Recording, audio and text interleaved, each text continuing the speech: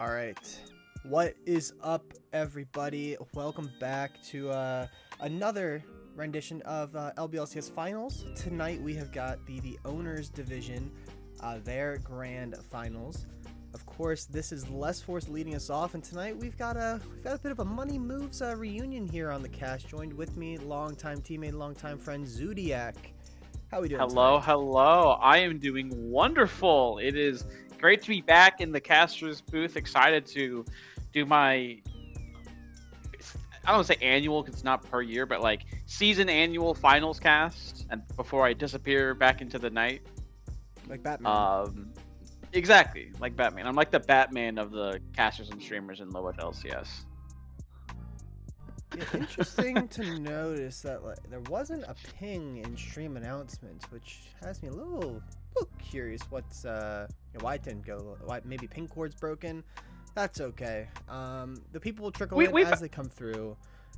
We've had a lot of issues with the robot. Whoa, it literally Okay, that just came through. That is seeing it in real time. I gotta wowie that one. I'll join you on the wowie there. Yeah, so this should be a really fun match tonight. You know, a couple of the big orgs here in the LBLCS. We got the Rat Kingdom taking on Milk Esports, and a lot of familiar names here in this series tonight. Yeah, ton of familiarity, of course. Starting with the Rat Kingdom Cheezers. I mean, a lot of fan favorites on this team. I mean, you have Duolingo Owl, who might be the single most beloved figure in the low budget LCS. But he's of course joined by captain and owner of the Rats, Memer Sticks. Cuddle Bear is joining him in the bot lane. That's the Toads holding down the mid lanes. Been his third season here in the low budget LCS, but new face in the jungle, Majnu, who owner of Ember Esports, was a pickup for the Cheezers this season. I know that's a spot that Les was you held down as the inaugural Cheezers jungler. So true. Then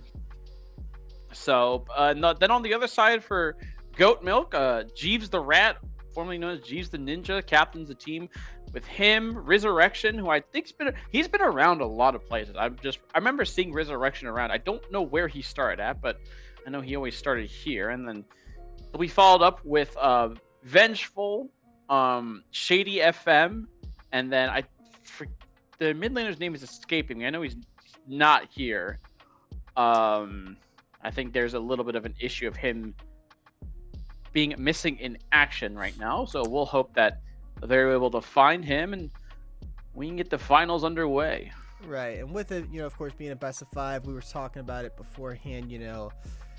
On the one hand, we would love to have a best of 5, go the full distance. We saw it in your finals, the audit finals, just a few days ago.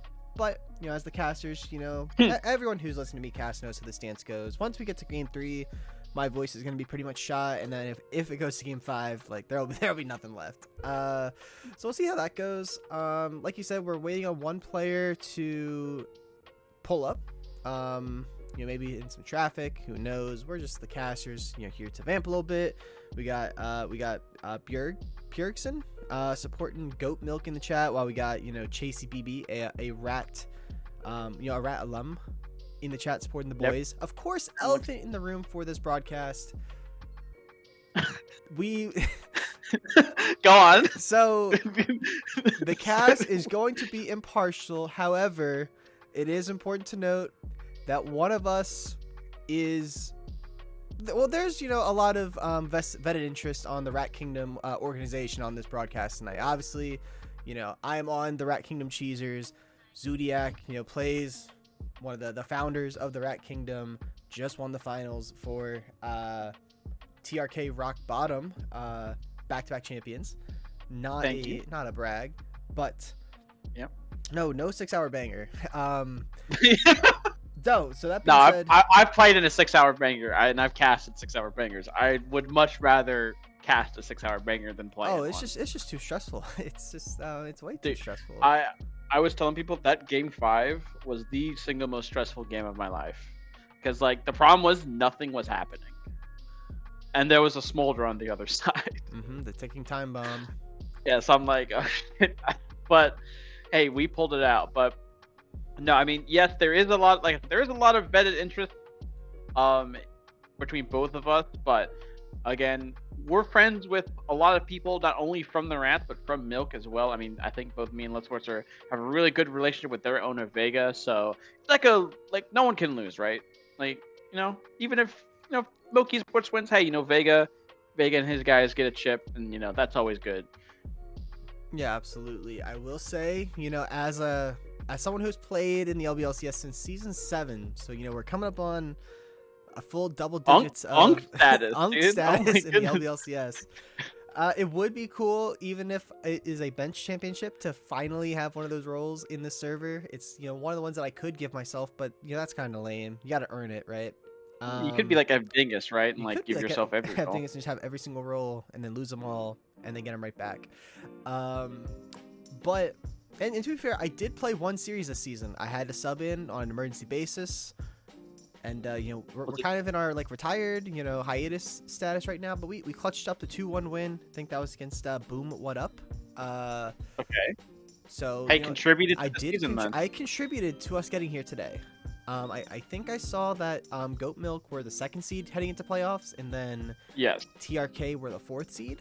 But that is correct. the Cheezers actually come in as the bit of the momentum's on their side. They won the upper bracket. They got to watch between Zaffa and Pals and GoatMilk to see who they'd be facing, and a little bit of an upset is what I heard. It looks like we're going to be having a sub for game 1. Gonna be having some stuff switching around. Sounds like Shady's gonna be going mid, and we're gonna have inadequately named substitute named Top Broke Me, as so often tops do break the so often as it does, right? But yeah, so going kind of like rehashing the owner season, it was an odd year. There was some scheduling issues and things like that with a lot of the teams in there. Just kind of from looking at the season from a 1,000-foot point of view, being able to see all my teams channels. But these 3 teams were kind of always the big heavy hitters this season. 3 teams, not including Zaffa and Pals. It was obviously Zaffa and Pals, GoatMilk, and then the TRK Cheezers. So they've kind of traded places at the top of the standings for a while. Obviously, Zaffa and Pals ended up securing that 1 seed, but couldn't fell just short in losers finals. And so now it'll be GoatMilk taking on the Cheezers. And for the Cheezers, I know this might be a long time coming for them. This team has had changes, like different iterations, but the core of the Memer Sticks, Zacito, Duolingo Owl team has kind of been around for 3 seasons. They made CEO, which at the time was the top league finals 2 seasons ago. Fell short to Akuma Strikers. Had a tough season, but one wackiest team. So who really won in the end, right? Last season, and now they are here once again in grand finals. All right, it looks like we might be getting ready for draft. I always forget if I have it set up to be the stream page or the spectator page. Looks like I have it set to the stream page. So we are not here to watch Zaffa and Pals versus Team Fried Chicken. We are here to watch the Cheezers and GoatMilk. The Cheezers, as the higher seed, elected to go red side. We'll put the little Cheezer beside them. GoatMilk's over here. Perfect stuff coming through. So obviously we're pretty familiar with the Cheezers, kind of what they're going to look to play. It's a lot of 80 bruisers in the jungle. Their mid laner loves the control mages, the Anivia, the Hui, things of that nature. Cuddle Bear's got, I wouldn't say like the deepest bag, but he's got his picks that he really likes and likes to execute on, whether it's the scalers like the Zeri, the Yunara, if it's the more aggressive options like the Caitlyn, the Misfortune, and then Duolingo Owl. Well, God forbid if they give him R5. But we are into draft, so no time to belabor on or ramble the karma taken away from Memer Sticks. Yep, he has kind of been spamming this Memer Sticks champion. One matchup that I really think I want people to pay attention to is now it's double support bans coming out for Memer Sticks. But the Resurrection versus Duolingo top. Listen, if it would be a godsend if we get like a Cassante Renekton, like something normal. there's a chance like that nothing normal will ever be played between these two. No. I know Duolingo Al's been spamming Quinn. He's been spamming. He's played like. I'm sure he might play Annie top because that was played in LEC. Didn't go well, but you know. Rumor has it that in their last series that was played on a Monday in a different league, Resurrection may have pulled out the Aphelios top. Could see that be coming through. Oriana is going to be the hover here on 1. Important thing to note, Nefiri is currently disabled. There is a kind of game-breaking bug with the dog right now. And so to save us from having to see that get exploited, it is banned until they fix it, which will not be coming through in time for this series. So no Nefiri tonight. Yeah, we know Nefiri, but GoatMilk will still get one portion of the dog wave. Will be the Oriana putting the Clockwork Lady in the bag, and the Cheezers will respond with Cuddlebear's Misfortune, feared by many. This has been his most played champ in solo queue, one of his highest masteries, obviously one of his best champions you can possibly pull up. But what do they combo with? Memersticks' pool has kind of been targeted, and it will just be the Anivia for That's the Toad. So Cheezers are throwing down the gauntlet early here in game 1. They are going with the tried and true Tesla strategy of pick me my favorite champ. Both of them getting their signature picks. This is what we like to call. Actually, I'll reserve on what the strategy that the Cheezers like to do with this Misfortune. It's a bit of a double gambit. We'll see what for bot lane. GoatMilk likes to go into the Misfortune. Going to be the Nothing. The Nothing pick, and it will be Xin Zhao, which also still doesn't have its icon, so it's like they picked Nothing twice. It's finals. The pressure is high. Let's see in the chat. What did they? Xin and Ornn. Ornn. So will be the Ornn taken away here from Duo. And it's going to be the Trundle, which I think is a really good pick into the Xin Zhao. Now, do I think that Maj is going to go the Forbidden Exhaust tech? Probably not. I think the chances are they're slim. The less for special, as some call it. The less for special. Probably won't be going that. We're going to see the Lucian ban. This definitely makes sense to me. You want to... it's going to be Braum instead, actually. So, interesting. So, they're banning the Braum. So, now I don't feel bad about mentioning it. I thought that the Cheezers were going to gamble or dare GoatMilk to pick the Braum because, you pick MF into Braum. But then the Cheezers would pick the Nico. It's called the Braum Gambit, as they like to coin the term. But we won't be seeing that today. Yeah, no Braum Gambit. I was curious to see if they would do the Lucian and Ezreal, because right now the Cheezers have the it's gonna be bad, and we're like 20 minutes of the stream, but I'm already gonna say it. To hell with it. They got the Republican Party strat of building walls behind the opponents. So how many drinks in? So one actually. But so okay, the Lucian ban will go. So I'm curious to see if an Ezreal is gonna come out here. Ezreal right now, I think Ezreal is just a strong champion to begin with, but Ezreal has crazy high prio this game because if they pick the Ezreal, then there's not that much. They don't have a great way to get onto Ezreal and lock him down because Nautilus and Leona are now gone, and those are two of the big kind of engaged CC bot supports that you would like to pair with a Misfortune. You'd assume you're probably going to see top lane picked up here as Leona's still being hovered one of Memersticks' better supports. Duo has counter already into the Ornn, so you would assume that they're probably gonna pick something nefarious. It could be God, I mean, I just can't. There's so many options. He could go the Vayne. He could go maybe something a little bit more team oriented. The Cassante, I've heard it's a pretty good matchup. Cassante wouldn't be bad. It's gonna be the Garen instead. Now they could flex mid. Yes, it could flex mid, but I don't think Luffy's on the other team. Listen, as someone who just got carried by a Garen in Game 5 of my finals, this champ is not okay right now. It's just not okay. This champ can do some disgusting things. Yeah, the Nitro Dax Garen too. At that former teammate of mine, revered teammate, gonna have the Jinx pick up bit of a it's a bold call in game one. Jinx, one of those champions that you really have to enable. Do they go something like the Lulu? Do they go like a Thresh? Do they go something more peel oriented?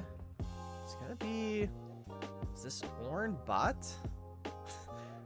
I don't. It might just. It might still be Gragas support because what they're basically saying is you have to pick something melee engage here. That's what they're gambling. Like you only have melee engage and champs left, and Gragas is a great disengage for that. It's a kind of interesting call out here, but Nico is still just available, and Gragas can kind of support through it. And I mean, it unlocked the Cheezers. We've got the forbidden 4-on-4 draft. Yes, I personally subscribe to the theory that if teams don't pick their thing, you just have to do a 4-on-4. Oh, looks like they're saying the site was cooked, and they're saying it's going to be Thresh. The Memer 6 Thresh. So it's Thresh, possible that we might be switching to a different draft site after this game, but we will we'll cross that bridge when we get to game 2. Very, very interesting draft for game 1. Mind you, this is game 1 of a best of 5. Yes, this is only just game 1. I think the Gragas pick is what's so intriguing because Gragas in this comp actually has some pretty good ways to keep Garen and Trundle off the Jinx, right? Because Garen and Trundle can only really run in. And so as they're running in, Gragas can just kind of throw his belly at them and bonk them. And now they're stunned, and if that doesn't work for some reason, or he wants to get them further away, you can explosive cast them away. So it's actually a pretty decent idea here. My one worry is, how is this lane gonna play? Because I can't imagine Gragas is the greatest thing for helping Jinx get through the laning phase against Misfortune. Yeah, that's kind of my thoughts. MF pretty strong in lane. Thresh can definitely bully in the lane, kind of that pseudo range, if you will. Jinx, really someone who needs her hand held, and Gragas, I mean, you can see it's a big burly hand, but not really a hand I'm trying to hold. He's trying to hold the cast too, not even really interested in holding Jinx's hand. So I'm a little scared, but this is some spice, a little bit of variety coming through. One side has said they are for game, so we're just waiting on the other to say there are. However, it is time once again for my favorite part of the stream, starting the predictions. Yeah, it is prediction time, and as someone who participated in predictions by betting against my own team in game 1 of my finals. Listen, I'm hedging my bets, man. Oh wait, I have to start the game. Perfect. Predictions are live. Remember, this is the LBLCS. Make sure to bet irresponsibly. Spend it all. This is finals. What are you saving your points for? Oh, it's that Porf in the chat for the first time saying Bomba. I mean, that really just, it really says it all in such little words. It is Bomba. I mean, listen, this could be a Bomba game, right? Gragas is such an X factor here. All these things is someone saying all in on red, and there's like 500 points bet. Whoa. So...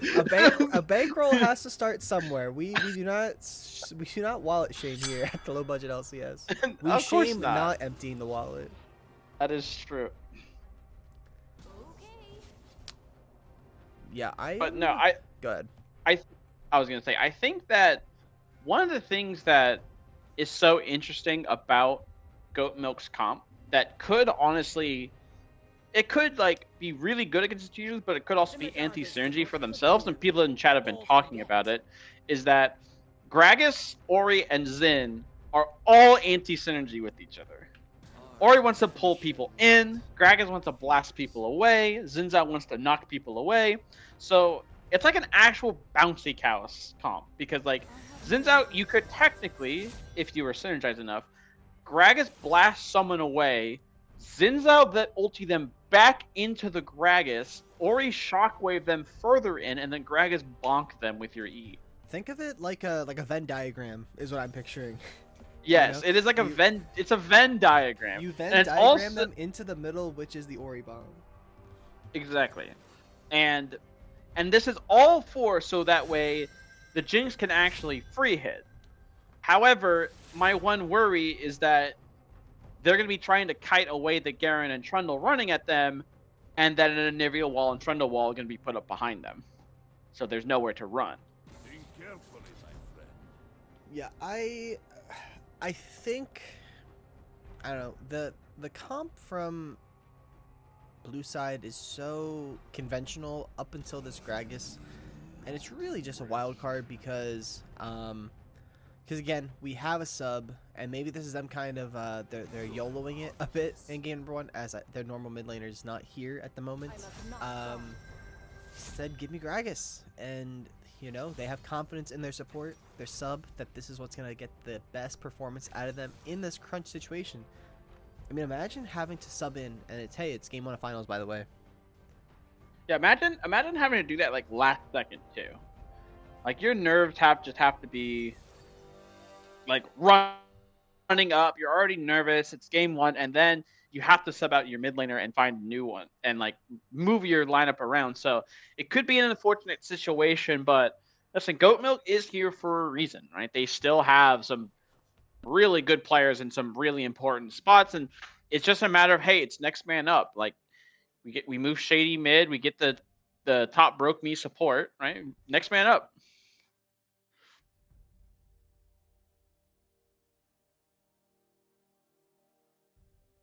Lunar Day in chat saying, or what ends up happening, Gragas ult someone onto Jinx, then ult someone onto Ori, 2 dead carries.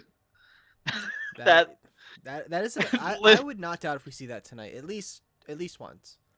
I am saying that at one point this game, Gragas is gonna explosive cast Garen right on top of Jinx, and he's gonna get ulted and die. Where's Waldo in the chat asking what rank are the peoples in this?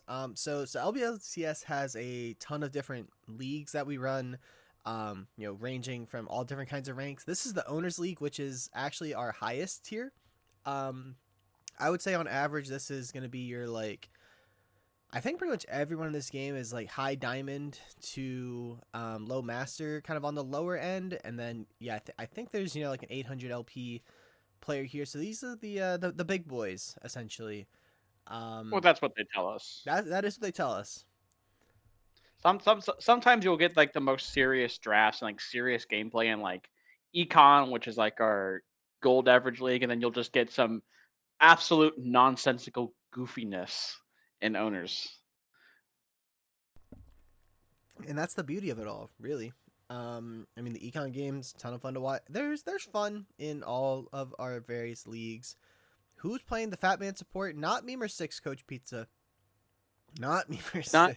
It's not Memer6. It is Memer6 went with a boring pick. Well, right? Thresh is pretty exciting. I mean, flashy. I mean, yeah. Listen, I'd like to see more in you know, pro play. Yeah, but like, you can't like just face roll your keyboard as a engaged support on Thresh and pro play. You have to like actually like be calculated with your hooks. It can't just be like Nollis and be like, I can accidentally miss my hook and still hit somebody. Mm-hmm. Yeah, I mean, my eyes are gonna be on this bot lane for sure. You know, seeing how this MF Thresh can put the pressure on. I guess while we're about to get into this game number one, let's shoot our shot for what the series scores are going to be. I am going to predict a. I'm gonna predict a 3. I'm gonna say 3-1 in favor of the Cheezers, but I think game one goes to the Cheezers. I will agree with that. I think it will be game one. 3-1 to Cheezers as well. I think Duolingo Owl is due to you know. Yeah. Oh. Due to have an incident, let's call it that. Oh, I just realized I need to switch this over real quick. You guys aren't missing anything. As you can see down there in the bottom corner, our category for casters tonight is by their love of Oh, let's go, Nick! the love of the New York Knicks. Now, I'm not a hater of the Knicks by any means. But I know that you are a big supporter of the New York Knicks this finals run, and I am also a bit big of a supporter. a Spurs hater. You know, down with Wemby. That's my mantra. Listen, down with down with the Frenchman, right? Like we need some real Americans to win the finals again. What are the matchups to watch in this? So I think the highest elo head-to-head matchup is in the mid lane, if I'm not mistaken. But that's the caveat of if the GoatMilk starting mid comes back. I believe they had to sub out for game number 1, just weren't responsive. I don't know if they were in traffic or we don't have those details. But that's a Toad, highest ranked player on the Cheezers. Bot lane should be pretty exciting, and I think jungle, they're both masters levels players, so should be a lot of excitement across the board. Top lane, it'll be exciting for a different reason. I'm positive. Get rid of that. Get rid of this. That all looks good, and yeah, we are off. Game number 1. TRK Cheezers versus GoatMilk Lifestyle. Will there be anything exciting happening early? Again, this is owners. Could see some shenanigans. Looks like Venge might try to walk up, get some vision. Memer 6. We see this every game in the bot lane. Just the handshake for that bush ward. The handshake of wards before you cower back into your own side. Thank you, Coach Pizza. We're a little locked out, you know. There is the zoom out. Good shout, Dueling Owl.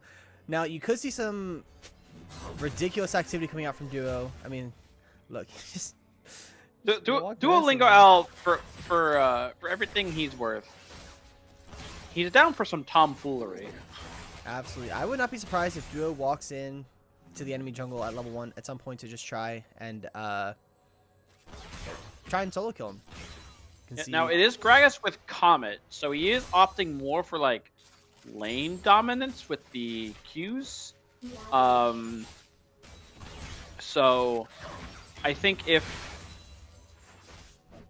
which is gonna help because Gragas doesn't actually have to like play like a true melee support. He can kind of just sit there and poke and make sure he's healing up with his passive. So the hook will connect into the Flay. Gonna do a lot of damage. Heal and flash having to get used. Using that level 2 advantage. That's early trouble for this bot lane. Yep, and that's just the power of the Thresh Misfortune lane early levels, or level 2 especially. Like, you get that advantage. Gragas doesn't really have a way out because he started his Q, and again, early summoner advantage now for the Cheezers. And which is really good because you need to get this Misfortune ahead, right? She's designed to win lane, so you need to make sure that you are doing that as much as you can. However, Jinx will be able to catch this wave and it'll be all good. So far, I mean, this is early game Anivia, not the strongest champ by any means. That's a Toad, no stranger to you know, probably having lanes go this way as a bit of an Anivia 1 trick. You do see that both junglers are clearing towards bot. Though, Misfortune got a little bit of a cheater off, picking up that extra longsword. Someone you don't know with the subscription, 79 months. That is like 6+ years. That is a full-grown second grader, I think. Someone, you know the deal. I don't even have to tell you, but for those that don't know, someone's gonna head to the dumpster behind the Denny's, the lone Denny's in Vermont. It's gonna knock on it 3 times. Todd, our buddy. The codes haven't been working so much, but that's because he's working on making some pancakes for us. He's gonna let you in the back door, and the pancakes are gonna be on us. A little bit of a gank out here in the mid lane. The wall is there. The pillar going to follow through. The flash is there from Shady. Follow through flash by Maj. Should be a dead Orianna, and the trade is there. Anivia picks up the kill. Venge is going to look to go in and get the 1-for-1. Does have the flash, trying to do the damage that he can. Does Anivia have the ability to survive the stun? His connected, the flash is there. Ball through flash, and now Trundle picking up a kill in response. Early first move here for the Cheezers. What a disastrous play in the mid lane there for GoatMilk. The flash was good from Shady FM, but just the wall and pillar placement were better as there's a hook for Memer Sticks. Comes through from me. We're not going to lead too much. Early advantage here to the Cheezers. Already up, 1,500 gold. Anivia on that shutdown already has the catalyst of whatever it's called. Going to be able to sustain that much easier in the lane and not be able to get bullied out quite as hard as the Ori was doing. Yeah, and most importantly to the disdain of my jungle friend here, it was a double crab 2 for Majnu, so I mean, he's going to have a sustained XP and just gold advantage for a large portion of this game. Of course, Vengeful will see the Raptors spawn, and Imagine we'll get that second clear off, but again, Trundle, who's already really good into Xin Zhao, now getting ahead of the Xin Zhao is, I'm sure, not what GoatMilk wanted from this early game. No, absolutely not. Did not go for the exhaust, by the way. So we'll see if that one pans out to backfire for Maj. Probably not. You know, it seems like it's going well so far. Hook is going to connect. Wow, the Flay is there. The traps have been thrown down. A lot of damage onto Jeeves. The E is good, but the Ghost having to get popped there by the Jinx. Yep, good disengage, but has to blow that Ghost. Most importantly, saves that flash, so still get away if another hook lands, but used to cuddle. They're down CS, up pressure, so which is good to see. But Jinx just the name of the game is just survive your lane, right? Just get to the point where you can get these resets off safely in these fights and kind of start mowing through the Cheezers. Level 6 is up there for Duolingo Owl. I thought maybe there'd be some aggression with the Ignite, trying to get the R off. Not going to do so. I assume we're going to see an early drag here. You have this bot prio, you have this strong jungler. Really no reason to not go for it, as the hook is going to go wide for Memer 6. Good try on there. Would have definitely gotten G's flash out. But it will just be the dragon started. Now, Vengeful is down here. I'm sure he's looking for a gank, but she's just maybe sniffing that one out, and with their rat nose on the Cheezer man. That is true. It's a very, very decorative nose. I don't know how practical it is. I'm not one for rat kinesiology or cheese kinesiology, really. For that I was gonna say it's more like cheese anatomy. Next, the Flay is in the flash again, immediately getting popped. I mean, that couldn't have been off cooldown for more than 10 seconds. Yeah, again, the Cheezers are winning the bot lane trade, but they're not onto Jeeves, so Jeeves is still just able to collect that farm and staying even a little bit ahead of Cuddlebear during this bot lane. Is dueling out, says what's up to Vengeful, and walks away. Just gonna aura farm and try to keep him off the crab. Duo is getting ulted on. The Ornhorn is there. Shockwave is available. Duo taking a lot of damage. He's gonna have to fight for his life. Shockwave. Duo is out of there. Resurrection is in. Vengeful goes over the wall. The kill is going to be good. The smite onto Venge. Maj is gonna pick that one up, and now Anivia is one tap trying to get that kill. Toad cannot do so, so now the turn is onto Resurrection, who is healthy, but Maj is strong. Maj has the subjugate. The flash was there. Does Anivia have the wall? No, they do not. It's going to be 1-for-1, but this Trundle continues to get stronger, picking up another kill. Yeah, Duo will call that tactical. That was just an interesting play in the river. Kind of aura farming on Xin Zhao. I respect it. It does get magic kill and Xin Zhao's blue buff, so he is going to start snowballing this lead. He'll also secure another crab, and Xin Zhao still isn't 6, by the way. No, Maj is sitting pretty there. Gonna be close to that Triforce. Doesn't feel the need to go for the grubs right now. Again, current state of the game, they're not the best objective. It's kind of like you go for them if you got nothing better going on. Yeah, good early game. Grubs, Grubs haven't spawned. First dragon's gone. It is also that Mountain Soul or Mountain Drake is gone. So again, Memer 6 hooks goes wide. I think I'm a little bit behind you, by the way. Oh, I mean, I could hit like a quick little. Yeah, hit a quickie little pause. Do, like 12, 13, 14. Yeah, it's not, look, it was just it was a perfect vibes feeling, really. I didn't even have to say it. It's just. Well, because at one point in the cast you said hook goes wide. I'm like, he didn't even throw his hook, and then I saw it come out. Better late than never, as I say. That hook connected onto a minion. That is true. Important to note here, we do have 2 minions on the TRK side. Save that one for later. It is true. See Maj now on these grubs. Look like they're gonna take this, take the grubs, and then probably just reset for the Triforce. Very early power spike, 9 minutes. Yeah, it's just such an early power spike from this Trundle. They should be able to basically fight wherever they want here. And the important thing to note too is that GoatMilk really only has 1 tank. So there is, like, Trundle always is going to have that ult target, right? He's always going to know, I have to ult this person. It really makes the game simple for him. As we get to these skirmishes and these team fights. However, again, it's the matter of can The bullet time is there. A lot of damage. Jeeves flashes out. I mean, Gragas should fall here. Super Mega Death Rock does connect. The Lantern is good. The vengeful play, though, he has to flash away. Cuddle Bear has to flash as well. Venge has the flash. Will pick that kill up. Flay is going to be under the tower. No, Hook does not go. But now Jeeves is on trouble. Maj hits the pillar. Yes, flash. Best ability in the game. There is a kill. Subjugate potentially going to go onto the Zen Zhao here. I don't know if you have the damage for this, but he's going to go for it. He's doing a lot of damage there under the tower. Crescent Guard gets popped. Venge will survive. It does end up being a 2-for-1. But Meanwhile, yeah. Sorry, I'm laughing. Garen just emoting on the This is just the top lane experience, right? He did ignite him too, so just ignited him for some You fun. almost can't tell based on the health.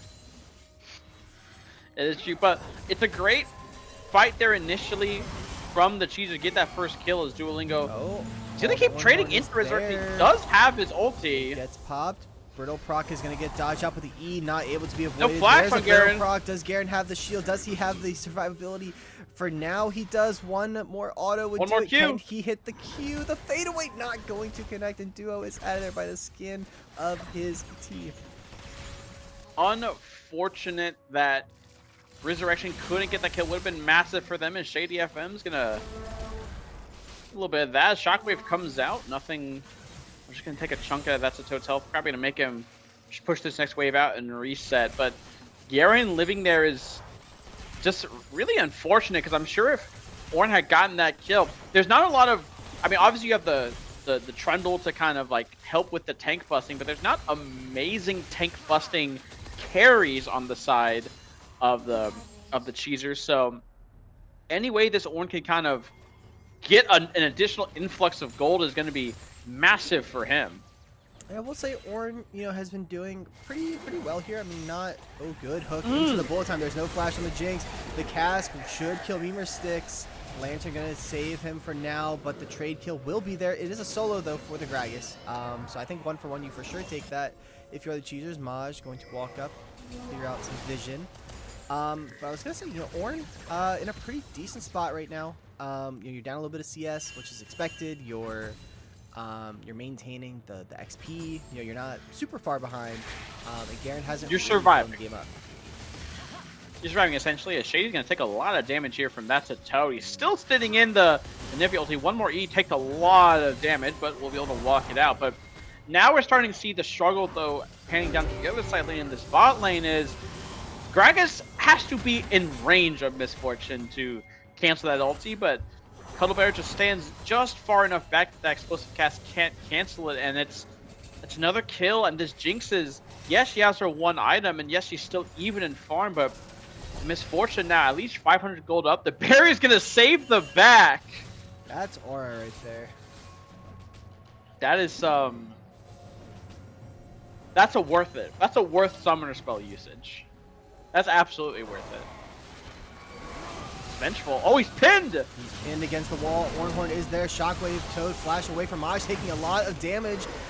Is able to pick that kill up. Has to just run at the Orianna. The E, not good from Nice wall! From Riz. Good wall onto Shady, who's one auto. Shady gonna pick that kill up, and now Toad is in a tough spot. Duo is sprinting. Riz is Garen. trying to walk out. Does Orianna, or does Anivia have the wall? It's not up. The spinning is there. There's the wall. Demacia not going to pick up the kill. Duo used everything, but it was not enough. A really important shutdown going over to your Orion. That's going to help her out a ton, but that's a Toad put in so much work this fight. That second wall that blocked the Ornn from dashing in to potentially help his Orianna out there, but a great pillar 2 from Maj. Like basically pins Zin's out. The only way he could go is in, seals his fate there on the kill. He's going to die, but you'll take that trade if you're the Cheezers. I will maintain that pillar is one of the most important skill shots in the game. A good pillar is completely unplayable. A bad pillar, absolutely useless. Don't think about that though, as Toad's gonna take a ton of damage here, but just knows the limits. Yep, he's gonna get the stun out there. He's gonna be able to keep his egg Hook up is and again survive. gonna connect into the bullet time. There's the explosive cast with the flash. The away. flash! Cuddle Bear says no thanks. The flash to try and keep it going. Does Memer6 have another hook? There it is. Not going to connect. But flashy here from the Cheezers as bounties are live in game 1. Yeah, the bot lane's just starting to get out of control right now. I mean, G's pretty much just has no way to survive if he gets hooked. If it's a hook, it's an instant bullet time on his head. Yes, you do have the explosive cast, but Cuddle Bear is going to blow the flash there, secures that kill. Now, was up 500 gold, now up a full 1,000 gold. Does have that finished Bloodthirster now, so really durable on this Misfortune. And right now, things are kind of looking grim in this game 1 for GoatMilk. You do still have Ornn. You've got Ornaments as maybe fishing for ult on the Sinivia, who does have a pretty sizable shutdown. Are they looking for it? Are they not? It's like the Rose Petal game. It's hard to say. It is spotted on vision, so it's all for naught. Yeah, they're gonna posture around it, and that's Toad's gonna sniff it out here. Now again, yes, you do have incredible scaling though. Out is here. Venge. They are able to get the egg out. Anivia is low, has to be careful. Super Mega Death Rocket's going to connect to a decent amount of damage. Shielding coming through from Venge. Gragas is here. Zap is good. A lot of damage comes through, but now Anivia is just whittling this AP Gragas down. So it ends up not being a kill. They do get out the passive, which is good. Yeah, that is a good thing to get out. Now, but you have to punish that, right? No flash, no egg on Anivia. You've got to find a way to punish that. Cheezers were ready for it though. They converged on mid lane for the counter attack to protect their mid laner and kept him safe. Anivia stunned there. Flash is oh my for the Jinx, goodness! It just does not matter. Anivia is just so unfun to watch. I'm sorry. Just that I feel so bad. This champ has Roa and like components. A little bit of a pincer maneuver here. The pillar is good. The pillar into the wall. Riz going to go to the wave. I mean, they can't quite force the fight as there is a turret. Not a fair fight per se. But Duo is pinging that he wants to go in. Yeah, Duo's pinging. To stop what he said. Dude, Duo Lingo out was not a real player. It's just like. Oh, and look at this. Oh, the mind control. The Ornn is there. Maj is on the rip trail. He can't show up. Duo has bit off more than he can chew. Oh. Jinx is running up. Duo's gliding. They're trying to give it over to Jinx, and Jinx will pick up the kill. They will get the Rift Herald. If Memer 6 is 2015 Steph Curry, I think Duolingo Owl is 2008 JaVale McGee. Anivia gets the stun, does the damage. Shockwave is good. Hook is there. Toad is low. Not going to be low enough, though. They get the healing come through. The explosive cast is going to get the shutdown. But that is your Gragas taking that massive shutdown, and Misfortune's getting a kill back. So I'm not sure if you really take that if you are GoatMilk. Someone's in chat saying he's Zaza. Oh, well, it's like Atlanta Hawks Zaza. I imagine it's getting kind of glided on here. Maj, though, with the flash in, you can't outkite a flash trundle. You see what I mean, guys? Like people in chat, when I say like economy, you might have some of those serious games, you might have some of those nonsensical games in like the highest. This game is completely nonsensical. This game is just ridiculous right now. Yeah. No, and like back to this Zaza point, it depends on what era of Zaza we're talking about, like. Because that 2016, 2017 Zaza, that was an all-star. But like, if we're talking like Atlanta Hawks Zaza or what other bum teams he was bad on, I'm all for that. Yeah, he's Listen, I don't expect Duolingo Al to Zaza a cheap shot someone. I don't think that's in his character. Can't say that I was prepared to talk about Zaza on the cast today, but that's the beauty of LBLCS. We always have to be ready to do everything on LBLCS, right? Does Toad have another wall? Maybe. Might not even need it. Venge is here. I mean, it's going to be a solo kill, but the question is, the flash away. Oh, nice flash! All for naught. Toad is going to probably fall here, but the wall is going to buy them some time. The follow-through flash is there. Can he hit the wind becomes lightning? Yes, he can with the smite. Vengeful will pick that one up, but Cuddle Bear is meanwhile, to pick the crescent guard for the wave.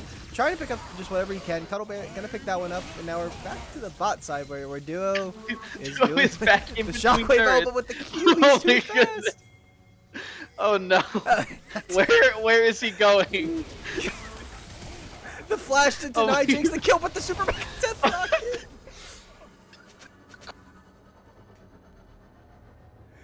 I just have I don't have words. I don't. This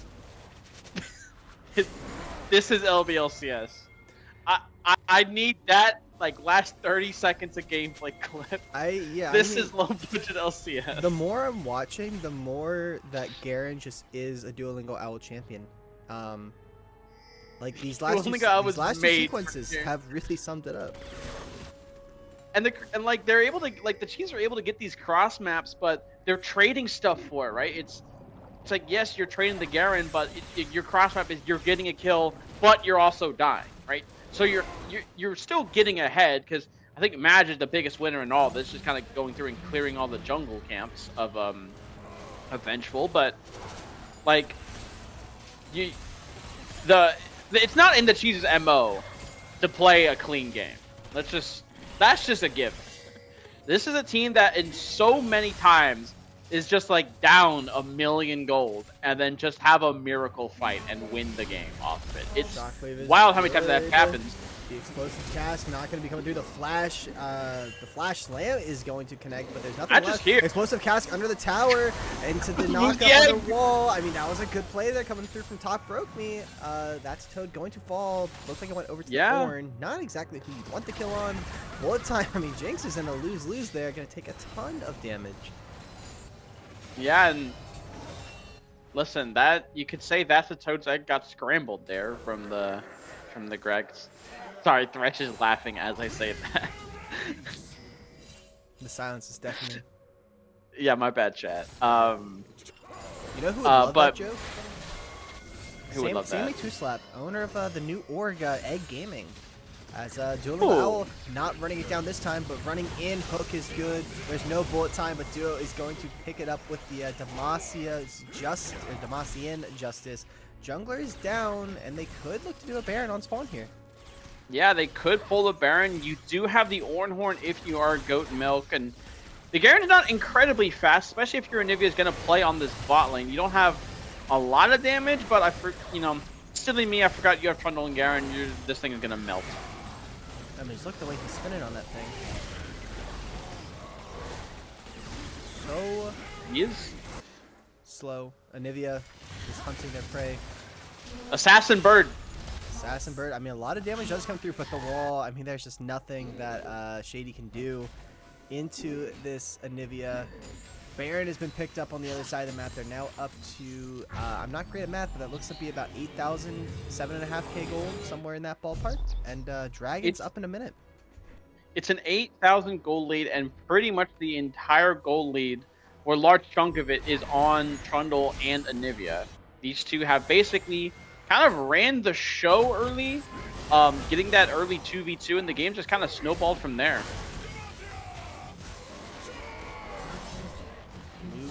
On the top side, double knockup by Resurrection. They're looking to fight. Maj taking a lot of damage. Can he get in the Rift Herald? He's in a lot of trouble, but it doesn't seem like he's two-faced here. Just gonna keep wailing on him. The flash in, hooking the Ornn out, and now Maj gets instantly out of the Rift Herald. It's gonna take a lot of damage. Ornhorn is gonna come through. It's going to only hit onto the Emer sticks. Duo picking up the kill on the Ornn, but Thresh and Trundle have fallen. Jinx is getting resets here. Jinx is getting resets, not picking up the kills. Good dodge there by Duolingo Owl, who's going to spin his way through as fast as he can. Bot side is getting pushed in, mid's getting pushed in, but that's going to be a 3-for-1. And a lot of gold over to this Jinx, but actually none of it going directly into her pockets. Shady is just dead. Shady is... Shockwave, not going to be able to pick up the kill, but that's a lot. A lot of good stuff for GoatMilk, although, top, I think you are disrespecting this Anivia's damage. She does so much. The heal is there. They are playing with fire. They got the poke off, looking for... waiting for the Jinx right now. Looking to just bide time, but there's no time to buy. Venge on this Dragon. Jesus on the spot side. Toad is still just kind of like, no pun intended, egging them on here. Bear is just daring into the face of Vengeful. Dude, the Crescent Guard is there. Resurrection has shown up. Dragon is down to 4,000 HP. Maj is running bullet time in. Venge has to flash out. I mean, it's down to one shot. They will pick it up. Flash it from Cuddlebear. It's not going to connect. It's going to be a kill there. Cuddlebear is low. Should fall here in response. So many teleports come through on the other side. Ornn is going to fall. Cuddlebear is going to survive. Double kill there. And now look at Duolingo Owl. Shut up. Blow on that teleport. Kills off. Duolingo Owl has spent more time on the other side, on the other team's side of the map than his own. Like, it's just it's ridiculous. Somehow they get the dragon, but they might lose the game here. Down 10,000 gold. The push is here on the bot side. Duo's going to run in with the flash. Should just be able to pick him up with Demacia and Justice. And meanwhile, Gragas dies on the other side. That's going to be a bot inhibitor going down. Top inhibitor's getting wailed on. But they could probably just link up and look to end this game. And then it looks like they hear my comms because they have come to the bot lane. Venge is the last person standing. I don't think there's much that this Xin Zhao can do. Going to dash in, try to knock up the Garen. Will fall. Jeeves gonna run up. Valiant effort. Will fall. Resurrection gets the massive knockup. That's all for naught. Slow death there. Game number 1 goes over to the Cheezers. Yeah, I mean, the name of the game for the Cheezers was quite literally like, one person is like fighting and is about to die, and then like the whole squad rolls up, right? And like a credit to that to Toad, who did a little bit of damage in 25 minutes, a cool 35,000 damage, and but look, if you're GoatMilk here, right? This is like, if you're GoatMilk, you can say to yourself, hey, you know what? The Misfortune's gone, the Anivia's gone, right? We knew they were gonna get those champions, right? So now we don't have to worry about them picking those champions. We don't have to worry about banning those champions. So you can just kind of, we can start saying like, hey, maybe, we can get things to a little bit evener ground. Like, hey, their best champions are no longer available.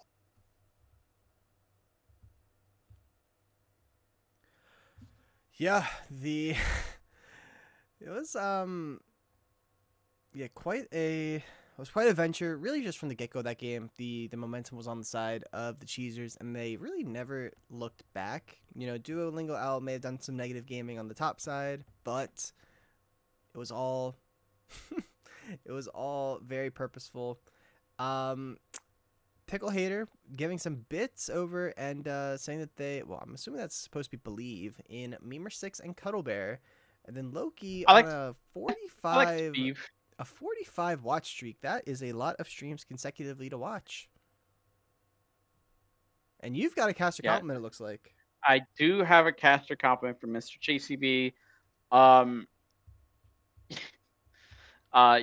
think other than JCB turning his back on the Rats and playing for a bunch of different orgs other than the Rats, right? Which I'll forgive him. Right. I really like having JCB around. I think he's incredibly supportive of all of our TRK teams. Sorry, you'll get that next caster compliment list. But I think he's really, really good to have around the community. I know he's going through a hard time right now with things going on in his life. So he's in my thoughts and prayers. But he's a really good guy. Other than him playing for other orgs. And I really appreciate him having one org. But I really appreciate having him around the Rats. Like I said, he's incredibly supportive of all of our teams and players. And he's a rat through and through. A rat through and through. A former rat also cashed in a caster compliment. Pickle Hater 77. Pickle is one of, like how every community has its pillars, and sometimes those pillars are like the unheralded pillars. I feel like Pickle is like an unheralded pillar of the LBLCS. Kind of like the My Leg guy from SpongeBob. Bikini Bottom wouldn't be the same without the My Leg guy. Obviously well known, quote unquote gatekeeper of economy. Been playing a long time, played for a lot of orgs. Very passionate about the LBLCS, very passionate about economy, which I do appreciate. And so yeah, that's what I've got to say about Pickle. Just great member of the community. He's saying he did put an application in for the Rats. I don't know. You didn't have to apply, but you could just ask if you could be on the team. But all right, that's fine. But no. So game 2, right? Moving on to game 2. Back to our regularly scheduled program. I think if you are the GoatMilk, hey, you know what? We had a plan. Let's scrap it, right? Let's figure out maybe something different. attack things from a new angle, right? And sometimes it's good, right? You see what the opponent wants to do. You see like this is how they want to play, and you try and now that you know that, you try and strategize how you can build around that and build your draft around that, right? Especially because it was such a late swap. Maybe that game one, maybe you kind of go into like, hey, game one might be a throwaway. Let's just try and get as many of their like S tier picks out of the way first. Yeah, and it's However, important. if you're the Oh, God. go ahead. No, you go. I was gonna say, and if you're the Cheezers though, you've got to keep pedal to the metal, right? You can't like go back and you can't rest on your laurels. You got to keep pedal to the metal in a respectful way, right? You can't rest on your laurels. You can't like lean back and relax. Like this is finals, right? I think crazy things happen, right? One moment you think you're you're cruising, everything's going great, and the next minute you're in a complete dogfight, right? Playing for your life, basically. So that's what the Cheezers need to do. And if you're GoatMilk, hey, first game we can scrap that one. Let's go back to the drawing board. Let's attack this from a new angle. A couple important things to note. I believe that the mid laner, the normal mid, is back for game 2 for the GoatMilk lifestyle. So we'll have the full set of players for the rest of the series, barring some kind of disaster. Which is Robins, I believe is their name, if I'm looking at this OP correctly. Yes. So we'll see if that changes things up. Lunar with a valid approach, like, hey, you have to burn a sub game 1, make the other team use up their best champs. Maybe a game that was going to be hard to win anyway. That is, a valid, approach. And the last important thing to note is we have a bear fact with bear, which the beauty of that cash in is that it can be whatever I choose to interpret it as. And I'm going to give you a Cuddle Bear fact. Cuddle Bear's favorite Pokemon is Piplup. That is our bear fact with bear. Oh my god, wait, W choice. It is a W choice. I mean, it's my second favorite starter. Mudkip, unfortunately, gets the nod over Piplup, but Piplup is right there, right there for a close second. Water Pokemon are just like goated. Like they're just like so good. They are. I think just gen by gen. Like there's very few where I'm like the fire type is the best choice. I mean I can't even say like Blaziken because that was Mudkip's. Yep. Right, but if Blaziken was like in another era, like Blaziken's like ahead of its time, right? It's like Blaziken's like Bob Pettit, just way ahead of its time. Bob Pettit would have the same amount of fans as Luka Doncic if it was the modern era. We have started draft. We'll see if any bans change with this new mid laner. I'm assuming GoatMilk are going to keep things the same. And honestly, I probably assume that the Cheezers keep things the same. They were doing pretty well there on their own in game number 1. We'll see what changes we have across the rest of the map. Probably no Gragas support.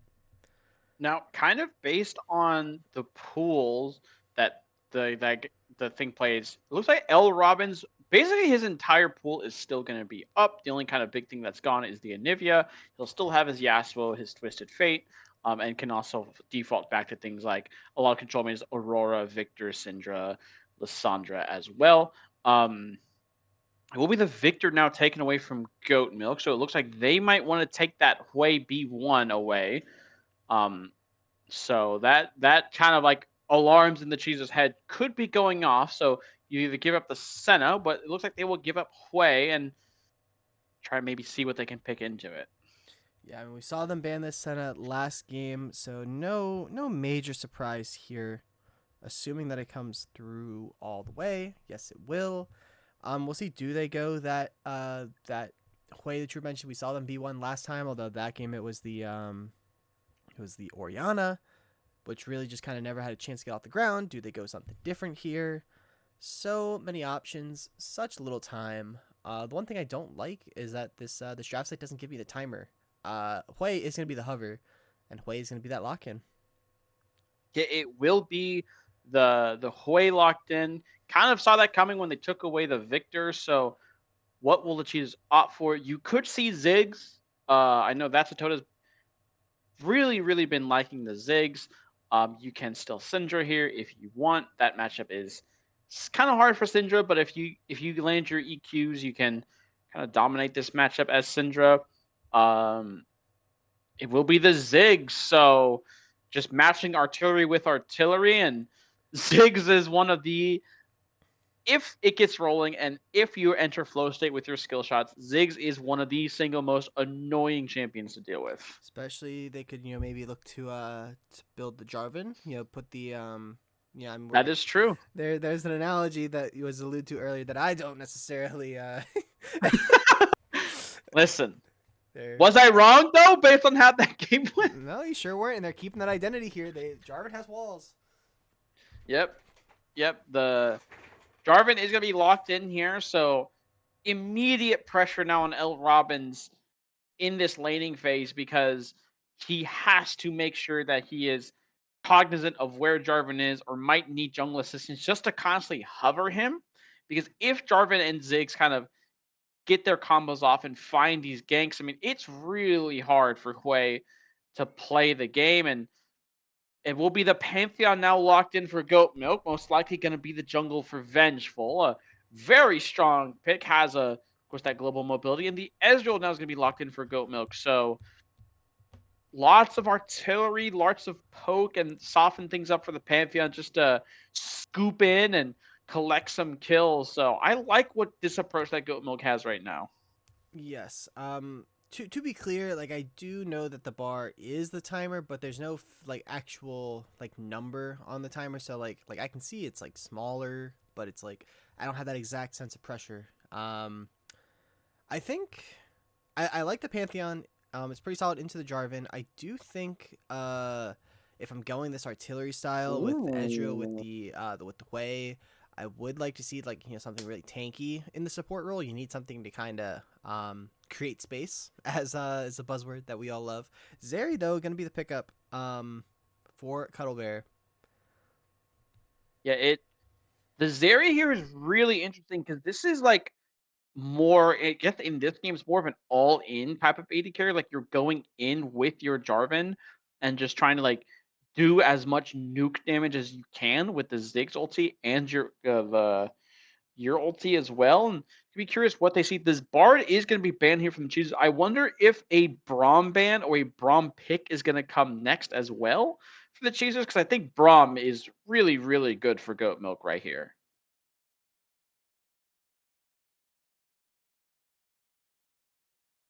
All right, I just need to like get address this rumor in the chat.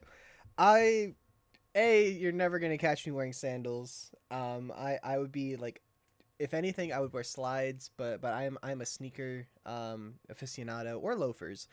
But also knee socks. Like the only time we ever rocked knee socks in our life was, and every teenage white boy in the 2010s knows exactly what I'm talking about.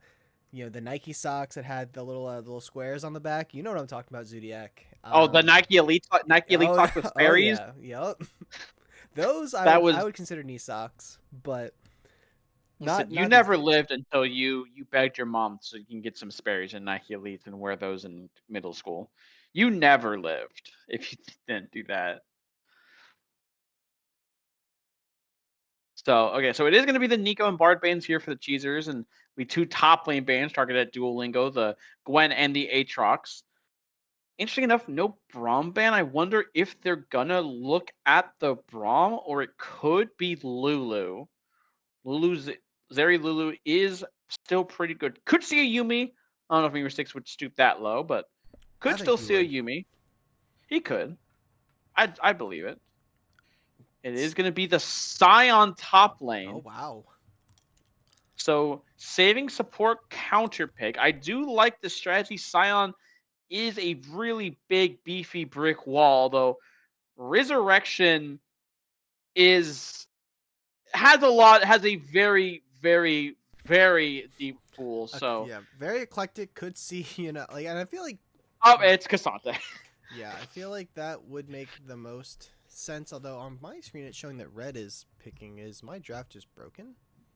I think it might have just broke. Let's Hold, see. refresh the page. If you refresh the page, it will. Okay. Yeah, so while I'm refreshing on the stream, Cassante was the pickup for Riz on blue side. You're not missing too much else. Yep, they are still. They have 10 seconds left to pick right now. Haven't selected their champion yet. It will be the Nautilus. So it's Ezreal Nautilus bot lane.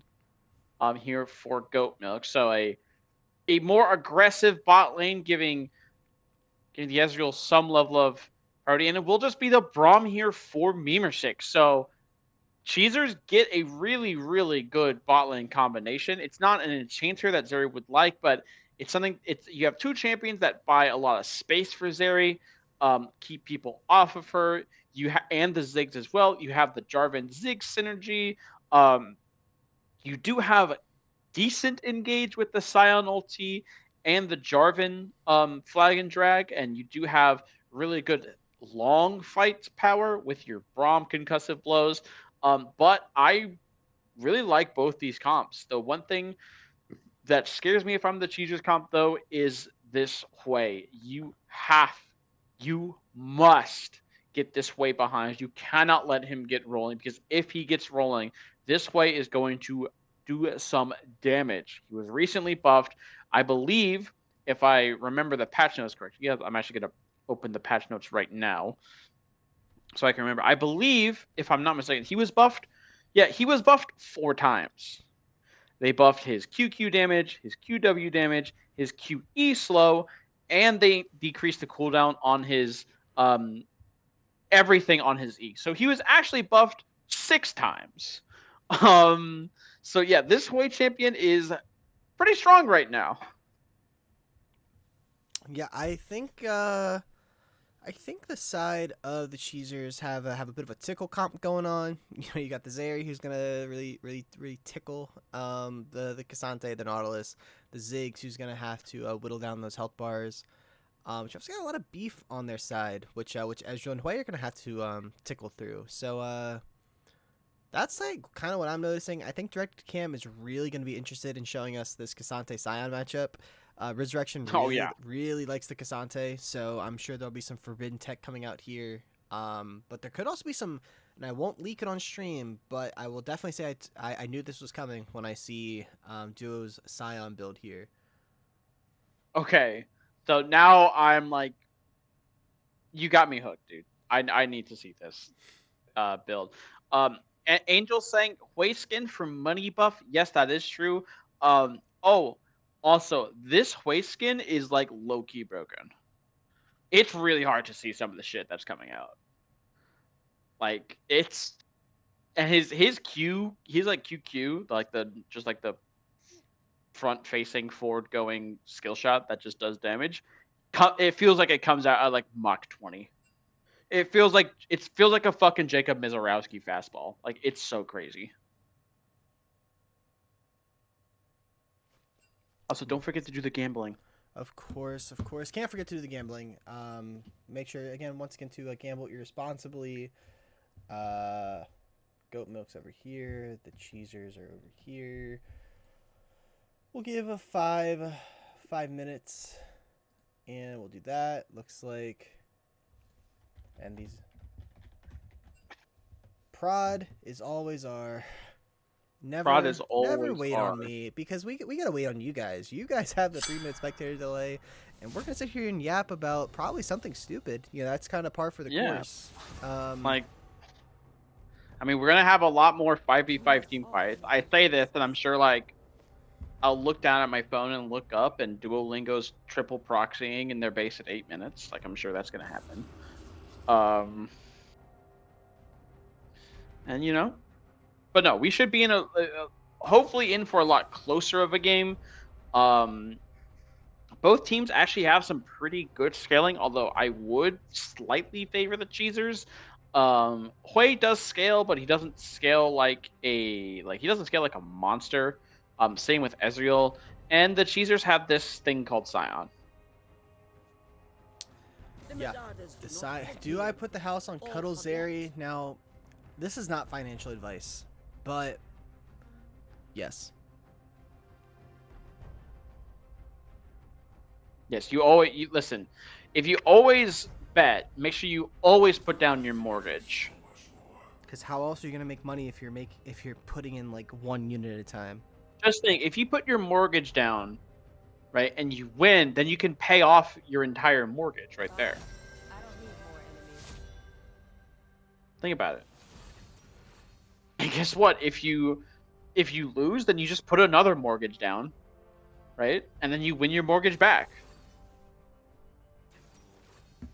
This is true. Let's see. Oh, we've got a little bit of baseball chatter in the chat. I have become a big baseball fan this year. Have you? Yeah, I decided to become a born again fan. I was an athletics fan for whatever terrible reason. But you know, Okay. with them relocating and me having no attachment, I decided to go for a new team this season. And Okay. you know, it's like a Goldilocks thing, right? Like they can't be too good, but they can't be too bad. They have to be competitive, like kind of in the middle. And it just so happened that I think the team that most fit that criteria was also the most local team. So I have become a diehard Orioles fan. Okay. Been to a bunch of games this season. I think they've lost more than they've won when I go up in person. But it's fun rooting for a local team. I've never done it before, but being able to go and just watch the games live, like with a rooting interest, has been a great time. One of my former classmates is on the Orioles right now. Yeah, the milkman. The milkman himself, yes sir, Mr. Colton Cowser. He's turned it around. He had a lot of haters in the fan base at the beginning of the season, but he's locked in a little bit. Well, yeah, like baseball fan. Listen, I've learned baseball fans are like, if you're not hitting 400 and on pace for 80 home runs, you're just like a bum for some reason. It's so wild. When it's like in baseball, it's like if you're hitting 250, you're like, wow, this guy's really good. Yeah, it's all about Especially in today's era. Sorry, I don't mean to cut you off. In today's era, with the pitching of like, oh yeah, who are you facing today? Oh yeah, you're facing this like 6'7.5" lanky monster who averages 100 miles per hour. Yeah, you got to go face him, but you need to like go 5 for 5 off him, or else like you're not a good player. Right. It's you know, and especially with all you know the power swinging in today's baseball, you know, there's a lot of bad at bats for sure, and Colton Cowser was no exception to that. He did look pretty bad at the start of the year. Look, it can't be But- worse than a Javi Baez that bad. Or Anthony Volpe at bat. There's a lot of Cubs chatter, a little bit of maybe NL Central beef going on. I mean, the Cubs won a World Series. What was it, 2016? I was gonna say, I feel like you can't say they've relevant since Sammy Sosa since they won a World Series. I mean, like, did they fall off right after? Like, potentially. It is Pete Crow Armstrong, like, kind of a chud. Yeah, a little bit. You know, he's got to learn to hit the ball. But he's fast. Wasn't he the one who got in the argument with the fan? called her Yes. some choice language. Yes, he did do that. He also needs to learn how to like when like he can't field a ball and like he makes a mistake, he just kind of like stands there. He's like stunned. He's stun locked IRL. I just It's wanna so note wild. that we've gained viewers since we just started talking about baseball. Dude, we've summoned them. Cubs haven't been relevant since my last shower. All right. Ready for the Savannah Bananas to take it all this year? Hell yeah. Nah, I'm a banana hater, man. Listen, like, go ahead. I do not personally like the bananas because I think there's a lot of people out there who, for right or for wrong, are like, we need to kind of take this Savannah Bananas thing seriously and like treat them like the same way we would treat like, I don't know, like WWE people. Because I don't think anyone in their right mind is like, we need to treat these people like they're actual baseball players. But it's like, everything they do is like, okay, it's for the kids, it's for entertainment, it's just for people to go out and have fun. The one thing they do that I think is really, really cool, they did this. They went to like some local high school and did a full like production there. It was cool. And like that's cool. I wish they would do that more. But they're like, no, we need to go to Kyle Field. Yeah, I think it's just like I can respect, yeah, and that's the good point. It's they are the Globetrotters of baseball, but some people just kind of don't see them as that and see it for like more, or see them for being more than that. And I think that's where, my beef Like with they try with the Bananas comes in. they try to make me care about the storylines of the season. But it's like, bro, who cares? I mean, we're bringing out freaking Dude Perfect taking at bat, and he gets fucking smoked on 4 pitches. Like, what are we doing? I will say, as we are loading into the game, actually never mind. We'll save that. We'll circle back. Didn't have any time to look at skin game, but I did see we have the Lumberjack Scion, which scares me a little bit because that is the bossy skin. It is. That is a little bit scary. I will agree. And we saw Duo play a little bossy last game, so. Okay, so this is interesting. Ezreal has Doran's helm. That is a true statement. That's. I don't know if that's any good. Can he build that? I've never seen people build this on Ezreal. We're here now, and looks like the bot lane recognized that they don't really want to walk up into this Zeri Braum. Of course, Braum, really, really good champ into the Nautilus. We're going to see that initial poke mid. Both going to get the Mana Flow Ban proc. These two deserve each other. Ziggs and Hui, they're both, we talk about, there's been recent talks of like the ethicality of champions. I think these are both pretty unethical control mages. They're no honest victor. They're shoot a 3 and fall down type of mid laners is what I'm hearing. Mm-hmm. Well, listen, as one of these champions are kind of one of my main. Listen, I can't tell a lie. At least I think Hui is like at least somewhat ethical. I don't think he's like the most ethical person. He's like Dwayne Wade, right? Dwayne Wade's not like the most ethical basketball player of all time. No, but he's got some ethics.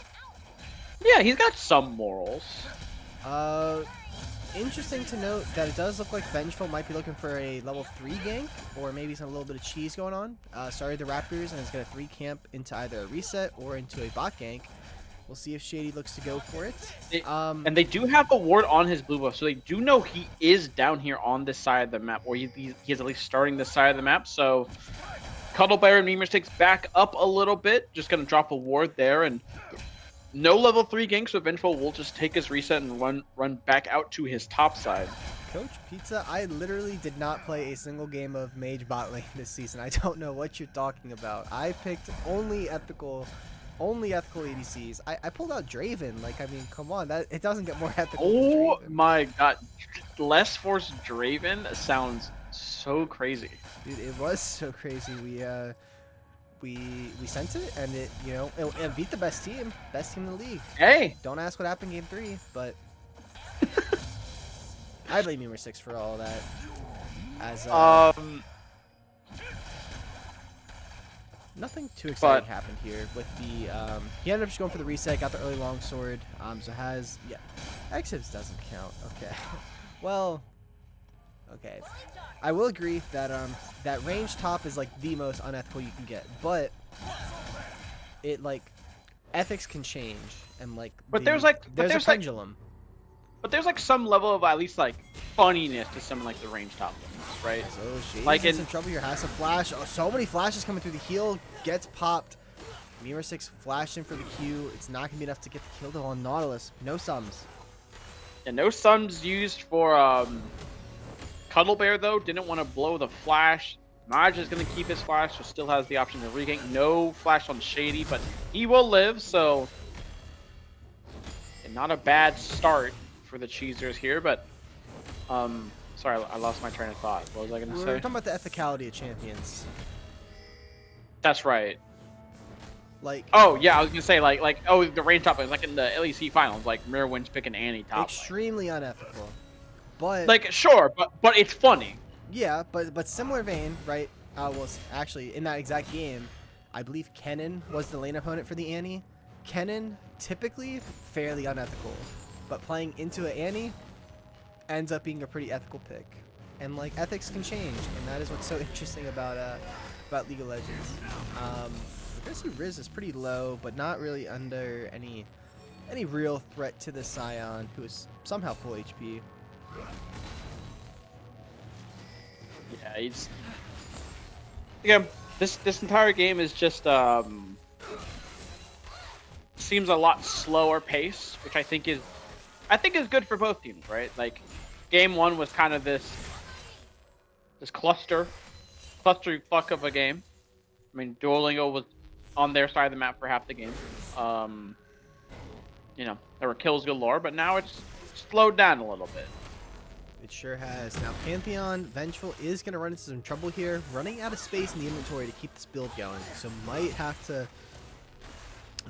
pivot from the longsword only build. It's the medieval times build, right? Just load up on swords. Does Duo ever get the kill here? No. The Unstoppable is there. Cassante going in with the Empowered W, not going to get the full damage. The Q3 will connect. No mana for Duo, so not really much of a play here. The dash in. Riz is doing a lot of damage. Cannon does get denied. Yep, dash is forward. Duo's going to miss the cannon there. It's been unfortunate on that trading, but also traded here, but Duo might be able to collect a large chunk of this wave, at least the XP of it. Oh, they're going to be a dive top lane, actually. They're going to look for the dive. The stun is there. Vengeful is tanking. Just have to walk it out without mana, without the cooldown on that W. Just going to have to let that one go. Dragon picked up on the other side of the map. Early Infernal for the Cheezers. Yeah, without any mana on the Cassante, it's a little hard to dive Scion. He just has a lot of... Hook is going to connect into the tower. Jeeves under a lot of trouble. Maj goes in with the Cataclysm under the turret. Is going to take up a ton of damage. Barely survives. One more auto would have killed. Jeeves not able to pick that up. Maj, you could tell, was thinking about that play. And then said, no, I'm good. And then said, no, I'm going all the way in.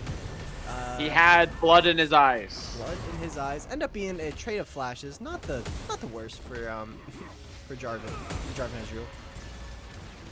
Yeah, the worst trade, of course, but though Vengeful will now be in Jarvan's top side, steals away that red buff, which Maj will find out very soon. He no longer has a red buff. Cuddler still has all sums available. These are taking a lot of poke here from the Zeri. Yeah, we As have it. Pickle's saying there's duplicate audio, by the way, and I think I'm like a second behind too. Duplicate Again, audio. that's a new one. Yeah, that would be a new one. Not sure where there would be duplicate audio coming from. I don't know if anyone else is having that problem, or maybe if that's a Pickle hater problem. We'll find that out. I mean, I can do the quick little pause for. Yeah. I'm at 7:30. All right, I am at 7:30 now. 7:31. 2. We're good. Okay. No one is streaming in Discord. I'm not sure what would be causing that. We'll look to workshop. Suppression. Ooh, doesn't dodge it out. Duo does have his flash available. Flash for flash is not going to come through. Resurrection picking up the solo bolo in that top side. Yep, and he's going to be able to live. He gets all of his resistances back. I almost ate my words there. But a really good solo kill for this Cassante is going to get him rolling here in this lane. And Duo, that Q3 that he hit, I think he tried to sidestep it, but the hitbox was just a little bit too wide. Not just able to grab the, looks like he's going to be able to at least grab the grubs here in Constellation for that play, as Rome's not coming up here mid lane, but is going to get spotted out. L. Robbins has to flash away here. Ramar is going to connect, but there's no follow-up from the Zig, so it's just going to be Zig's play flash for nothing. Grubs are going to go over to Maj, but This Pantheon is finally gonna have to reset. Is finally gonna have to get something else in the inventory besides these long swords. He has to turn these long swords into something. At least for the time being, looks like he's still content with sitting on the 3 swords.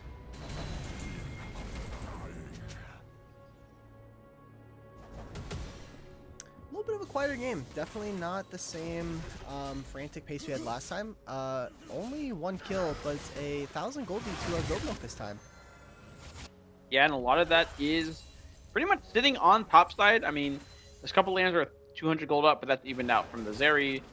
But it is essentially a 1,000 gold lead top side for Resurrection into Duolingo Owl. Now, not the worst thing in the world to be down early game on Side. You are Side. You are eventually just going to scale.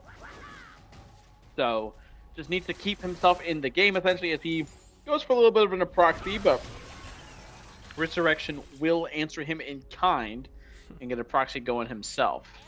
Now, I will say now that I believe that the tech that Duo is going for here, I've heard is the Zeke's Convergence Rush Scion.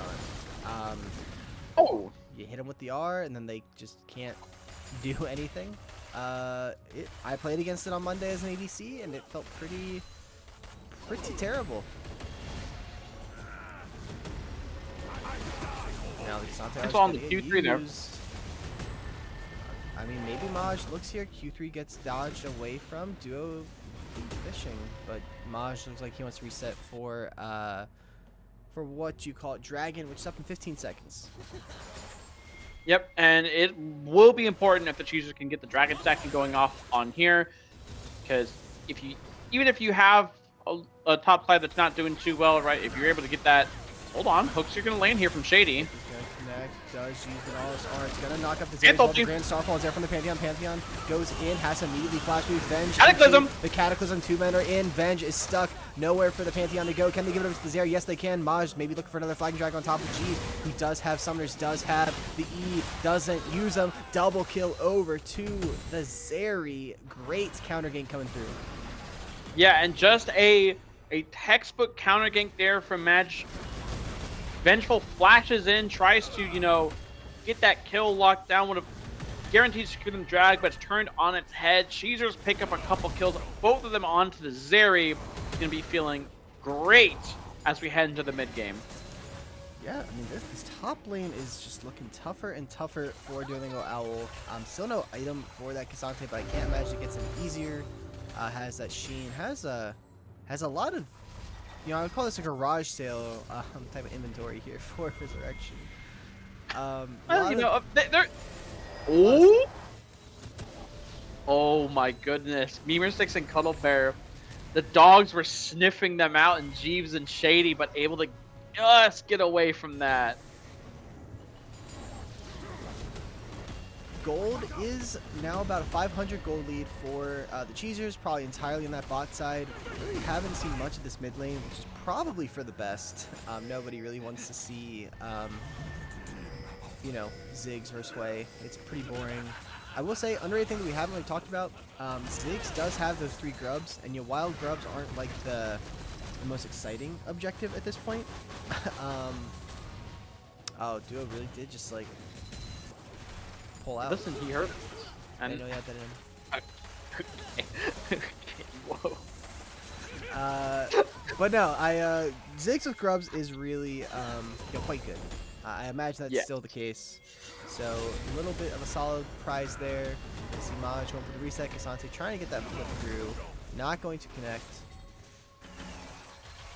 Yeah, and again, Duo still the same name of the game. Just try and survive, right? Just collect farm where you can.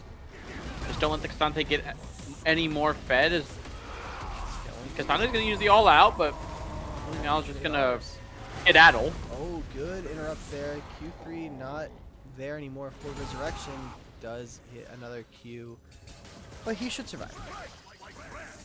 He should survive. Zeri's gold, excuse me, by the way, is about to pop, and she already has the Storm Razor.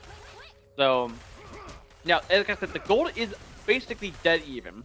But the name of the game right now in whatever the first 5v5 fight is going to be, strong is AD carry really, as Maj, gold try on the Robins. Nice and easy there. Low cost. Your ult will be back up in your 90 seconds. Wave flash won't be up for 4.5 minutes. Solid gank coming through there. The spiraling despair coming through, and it's satcheled into whichever one of those abilities was raining down. So gets ganked, but a little solo bolo here for L Robbins. I just wanted to get that wave pushed in, but not able to get it. L Robbins with a really, really nice use of spiraling despair. It's that solo kill, and one thing that's always dangerous is Hui with early gold in these mid-game fights is going to just melt through people, especially if he's able to get a lot of combinations. As Majinu, he's here on Shady. Nautilus does not appear like he's going to be long for the world here. I mean, Weaver6 is just playing bodyguard duty. They're going to give it over to Cuddlebear. A little bit of a tax write-off donation there. 3-0 on this Zeri. You mentioned the call. I guess I'm just not used to 80 carries having it pop this early. Usually this is like, in our experience, this is the stage of the game where the 80 carry is going to be buying the call. No flash here on Hui. Ziggs ult gets used. The flag and drag with the flash is good. Ziggs picking one back up. No cataclysm here for the Jarvan. Flag and drag should be up soon. But meanwhile, on the bot side, diving into the turret, the Mystic Shift is going to be good. Memer6 takes up a couple of turret shots. Will survive by the skin of his teeth. Ezreal had to flash. Ezreal had to barrier, but will survive for now. Zeri, though, has full HP. Could look for the dive. Oh, a little bit of indecision there. Changed his mind real quick. Okay. Ooh. Still didn't flash. If I was playing Zeri, though, I'm panic flashing instantly. I'm not gonna lie. But no, that Ezreal, by the way, was it just me, or did that dude look like he took no damage? Unfortunately, Zeri's the tickle monster. I think it's a combination of that and this adaptive help item. That's a Toad still has his flash here. Uses Satchel to get out. Not quite able to get that turret on his own, but with the burn from the Blackfire Torch and the Grubs, just able to tick that over. Duo maybe looking for the combo under turret. Not gonna. Doesn't have R2 connect. Yeah. Resurrection does the cha-cha slide on the Cassante and gets that turret range. Now, third Drake is up. I feel like you probably want to play this if you are GoatMilk. You know, your Hui is relatively strong. You're not super far behind in the jungle. It feels okay, but I mean, the Zeri's on 2 items. It's going to be really hard if you can't get on Zeri. Yeah, Zeri's on 2 items. They're going to take the flash stone over. No flash stone on Hui. Teleport's coming through. Maj is just getting instantly deleted. Use the Cataclysm on his way out.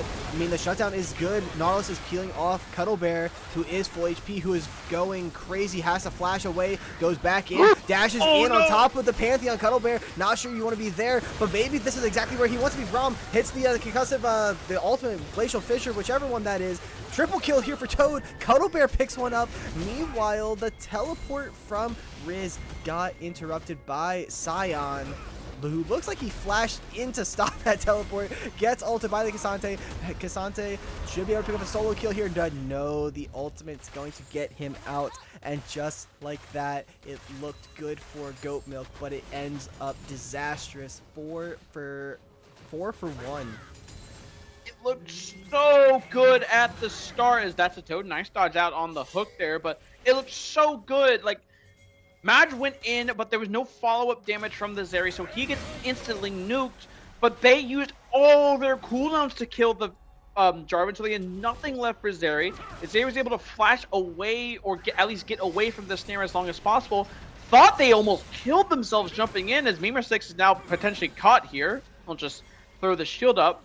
As he's riding over the wall, no flash, still lives, and again, they just have no cooldowns left. They have no damage left.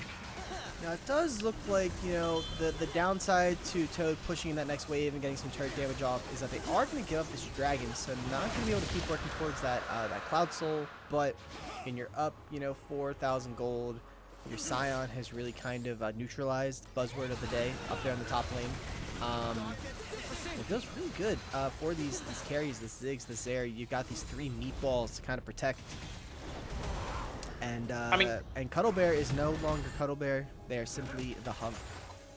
The Hunk has been activated, and I mean, that's the Toad picked up a small loan of $1 million in that fight. I mean, he's got fully 2 completed item, has that needlessly large rod now purchased. He is going to do a little bit more than tickle the opponents here in right now in this game.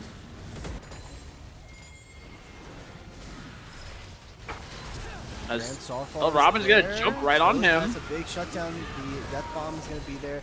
Way though will be able to pick up that kill. Massive shutdown on this way on the Ziggs, and not really any kind of counterplay. This is how you know me and Les have like casted for a while, but haven't casted with each other in a good long time. Because like we've both accepted that Ziggs is dead in there at the moment. We're like, who's gonna like say anything? Like who's gonna commentate that he's dead? Of course. They, unfortunately, you know, it's a big shutdown going over to the Hwei, who, like you said, pretty annoying with a lot of gold. Picked up the rocket belt, or the proto belt, whichever one it's called these days. Duolingo Owls asking for a fist bump from Resurrection, who won't respond in kind. No honor up here in the top lane. Kasante is going to get the flip through, gonna try to ult the Scion, but is ulting into the rest of the team. W connects, the ult is good. The Robin's is here. Rom is going to do a ton of damage. Hwei just deleted Kasante into the flag and drag. Double kill here for Cuddle Bear. It's a funnel system for this Zeri. And do they look for the Baron off rip? I think they're going to call it. Zeri does have no sums, but still has a lot of damage in their kit. Ziggs is going to start walking up here, potentially just going to cover the mid turret with an ulti. Yep, going to clear that wave. Ezreal's going to walk over now.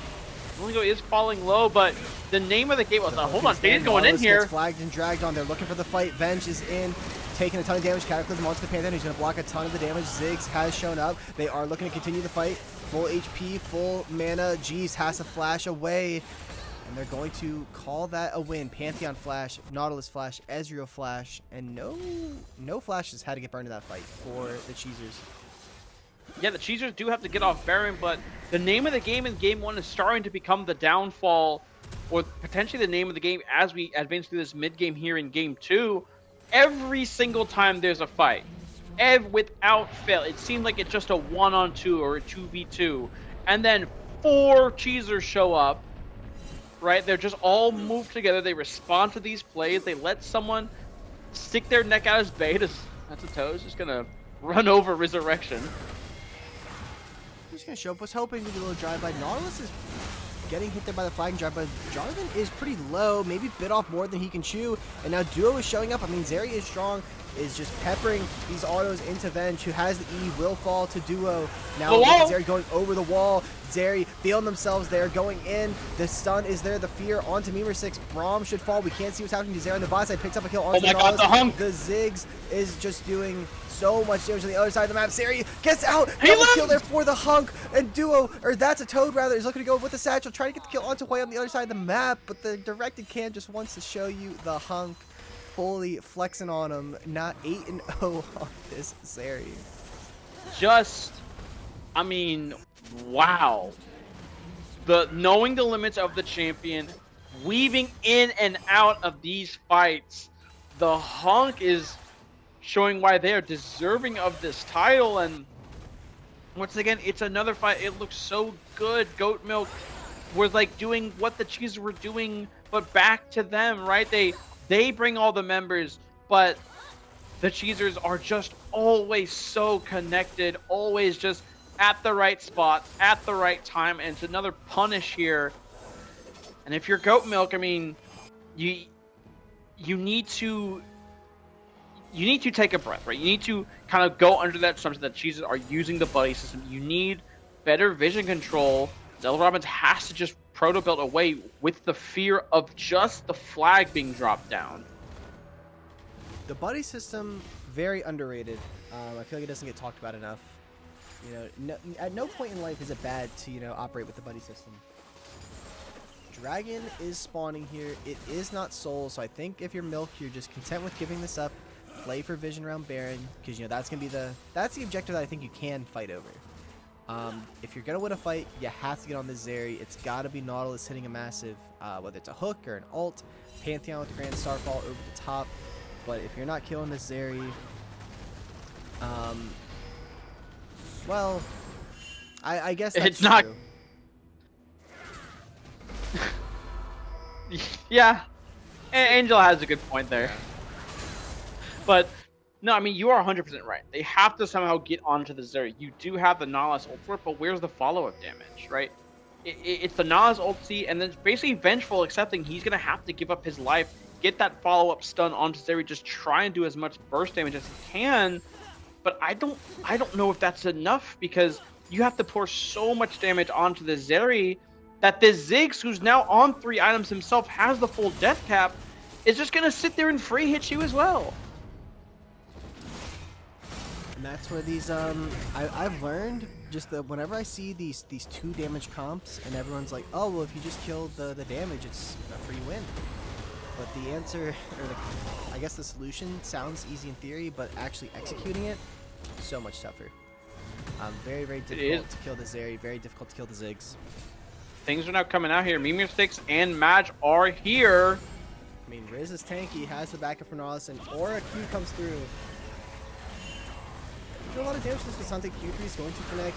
Robbins is here. A lot of damage on the duo who has a lot of armor, no MR. Yeah, I'm feeling out, just walking up without a care in the world. I mean, baiting here a little bit. Pantheon's just going to take his camps on the bot side, except this top side is no longer his. Yeah, and they do have numbers, so just complete vision control, and that's one thing I can give a ton of credit. We haven't really called his name a lot, but Mimir Sticks has done an excellent job this game, just controlling the vision around these objectives, and that's part of the reason why the Cheezers are so quick to rotate. Pig is now out on the Baron though. Yeah, and they're gonna have to come answer this. Either answer or you're just giving it up for free. They're in mid. They're looking to walk in. But good luck walking into a Ziggs. Good luck walking into an Nautilus. Resurrection teleporting it over the top 10,000 on this Baron. Nautilus down to about 2/3 HP. They're looking to go in. Mimir 6 trying to. It's a big shield on Resurrection. Yeah, it's a shield off. The ult is there onto the Ziggs. The whale is blocked, or the actual ult there rather is blocked. Maj is going to fall potentially on the other side of the map. Duo is frontlining, buying so much time for the team. Super Mega Death, or the bomb is onto 3 members. Duo is 1v4. Does not my get God, it. the Hunk is Resurrection is untouched. down. Sion is down. Zeri looking to go Oh in, my gets goodness! engaged on, has a flash away, but it's surviving. Venge goes in, gets a shutdown onto he's down! Young, and it's actually going the way of GoatMilk. The flagging dragon to the Cataclysm onto the way is going to do a ton of damage, has to get one more Q off. Can he do it? Has no smite, has no flash. The flagging dragon not going to get the kill, but will pick it up with the auto. Jeeves picked up a kill onto Toad, and that is probably best case scenario for GoatMilk. 4 for 4, multiple shutdowns. It's a 4 for 4, and Cuddle Bear, excuse me, the Hunk, my bad, had blood in his eyes that fight, just diving into 4 people, lived for so long, but Vengeful was able to get that shutdown for himself, and it was just so discombobulated because it was a really good TP spot from Resurrection. He didn't even ulti. He actually just ran around, and like the Cheezers were stun locked and didn't know what to do, and that let Hui and Ezreal get a ton of damage on Maj. He was taken really low in the fight, couldn't really have a ton of impact with Cataclysm. It's a 4 for 4, and they cut the gold lead down. Still about 5,000. Zeri still on a shutdown, but now, you're feeling a little bit better if you are GoatMilk. Q3 not going to connect. They're trying to engage onto the Sion. Dragon is in a minute. It is now Soul as Duo gets engaged on by Venge. Just going to walk this one out. Have to imagine we see another fight here, and look at those flashes.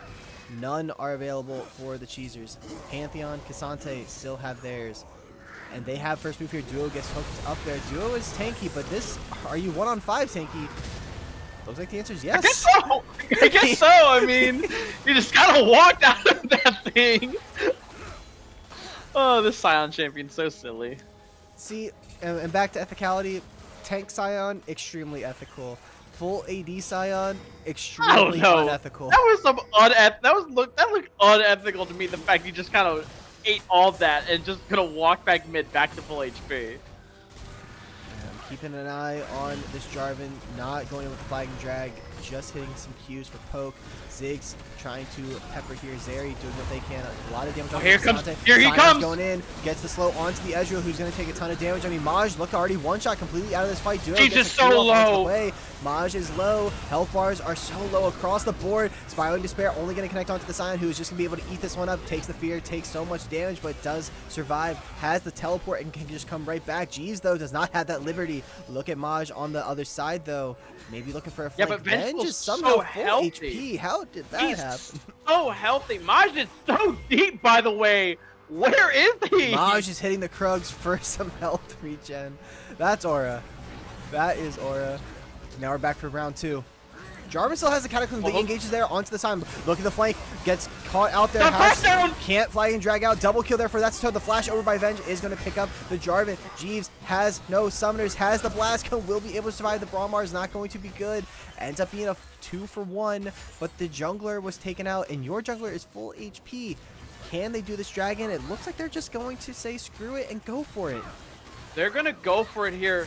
That was so much damage from Zeri and Ziggs on the crash down and super mega death rocket. I mean, it just nuked them. Ezreal ulti is going to get blocked. Pantheon did complete his reset, but he's not in range to ulti. No, just deciding that you're going for the steal, not worthwhile, because it means you're just giving over the Baron, so they're going to have to play against that Cloud Soul the rest of the game. Very, very scrappy fight. The Jarvan, I think it was a little ambitious going for the flank at 40% HP. I mean, Venge is strong on those 3 items. No slouch. Bounty gets picked up here mid. The Mystic Shift was used. Can they get onto this Ezreal? The poke is there. A lot of damage coming through. The Super Inferno Death Bomb is going to poke out the Ez to half HP. And Duo's now on the flank. Look at the Scion. I mean, it's 4 items on That's the Toad and the Hunk. I mean, they're just gonna do so much damage in these fights if they are left untouched. And now Ziggs just gonna walk in with his bodyguard, dueling a Owl. Gonna get a lot of damage off the Grand Starfall is there. Look at that ultimate just to completely zone them off. Toad is free firing. The True Shot Barrage does connect onto the Ziggs. Look on Zeri on the backside, gets hit up there by so much. Braum gonna eat this Spiraling Despair. Duo is just continuing the front line. Maj is just showing up. It's a 4-on-5. Make it a 5-on-5. Look at the flag and drag potentially coming through from Maj. Not going to go in. Toad is going to get picked off by the Ezreal. Nice little shutdown again, going over to Jeeves. Yeah, and I mean, it's a good kill, right? You get that pick onto the Zig, you collect the shutdown, you stymie a Theet and a potential Baron. So, good play there from GoatMilk, proving that they can still hang around here. We got a Let's Go Nyx in the chat. Although this is not quite spelled correctly, so this could be like a Let's Go Hakeem Nyx. I don't know if that's where we're... or maybe maybe there's multiple players in this game named Nick. True, could be plural. It's definitely not Bo Nyx. Spelled very differently. Yeah, it's not Bo Nyx. It's not. We're past that era, right? Of, the Bo Nyx era. Well, it's like the Bo Nyx fan club. True. What was that server? The Bo Nyx meetup fan club? Yeah, the Colorado trip that never happened. Well, not yet. There's still time. True, not yet. There is still time. We are kind of seeing, these carries start to finish out their builds. I mean, Ziggs doesn't have too much room for more. I mean, look at this Ezreal poke. On 3 items, has the Caulfields as well. Doing a little bit. No, we are absolutely not in the Danny Dimes era. That is not what we're. What do you mean? I'm in the Danny Dimes era. I guess that's my quarterback. That's my quarterback. For better or for worse, in sickness and in health. Yeah, for better or for worse. Hope snare him. That Maj is just going to get deleted here. Might have to flash away. Mimir 6 looking to front line. Look at doing Owl coming in with a massive R into multiple members. It's 3-man Q. Cuddlebear's kind of. Cuddlebear's revs up. Back in. Gets the kill onto the Nautilus first. Resurrection goes in with the ultimate. Has to get peeled off. Kasante trying to do what he can. Cuddlebear going to pick up a double kill. Dueling Owl has still not died. Back in there. Dueling Owl with the flash. Maj has they kill him. This is game. Cuddlebear is chasing. If they get the kills here, it is going to be a game end play. Has the flash, but does not get away from the flag and drag. Maj going to be able to get out with his life. Jesus down. Venge in the Guardian Angel. Last person left standing. Dueling Owl says, fuck this fight. I'm going mid. Pantheon doing what he can, but it's going to be a full ace 5-for-1. And that should be the game. Nautilus up in 10. Yeah, and that it will end up being the game that Cheezers. It looked potentially a little dicey, but Madge was able to survive for just long enough for Cuddle and Datsuto to get there, and the Cheezers are one win away from claiming the owner finals after they blow up the Nexus. Cuddle going for one more kill for the stats. 12, 1 and 10 on this hunky Zeri. And yeah, we are now at 2 and 0. 2 and 0. The And Cheezers. somehow is not leading the game in damage. Yeah. That still belongs to Datsuto. Yeah, I mean that's just the Ziggs, right? It's like Ziggs and double burn. You're little right. for a little Mickey Mouse, if you will. Little Mickey Mouse. But so with the Hui. I mean, Hui was also Mickey Mouse damage. But this, I mean, I want to give an underrated shout out here to Duolingo Owl. The things that I just saw this Scion do, the frontlining that was being put out there, absolutely despicable, in a good way. Yes, I mean, look, you can take the game one Garen, you can take the man off the game one Garen, but you can't take the Garen out the man. Right, and he essentially was doing the same thing. He just couldn't run at them and E and Q and ulti them and do like 700 true damage. But he was just walking at them. And yes, he didn't have any MR for the Hui, but Hui's not going to be able to one-shot Sion with all that HP. So just optimize really heavy into armor. Israel wasn't able to get enough armor pen to chew through him. And that essentially helped them in the fights. He still died and he still got brought really low, but they just survived for so much longer. And the poke of Datsuto and Cuddle Bear landing onto Jeeves, which was the most important part, the fact they got onto the proper target, that GoatMilk just didn't have enough damage to finish these fights off. I'll go ahead and pay us out here. A little bit more Schmeckles were thrown down this game, but the result is still the same. TRK You entertain chat. I got to go to the bathroom. Oh boy, this is where it's everyone's favorite time. I will open up the floor to any Q&As the chat may have, important, unimportant. This is what we do when someone goes solo. Let me just pull this back up. Waiting to get an invite to game number 3. Yeah, look, and look, I told you, bet it all on the Cuddle Bear Ezreal. I gave you not financial advice, and you took advantage.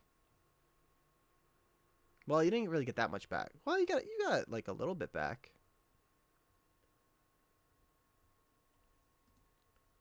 Decent little amount, and the Cheezers are starting to come through in full force.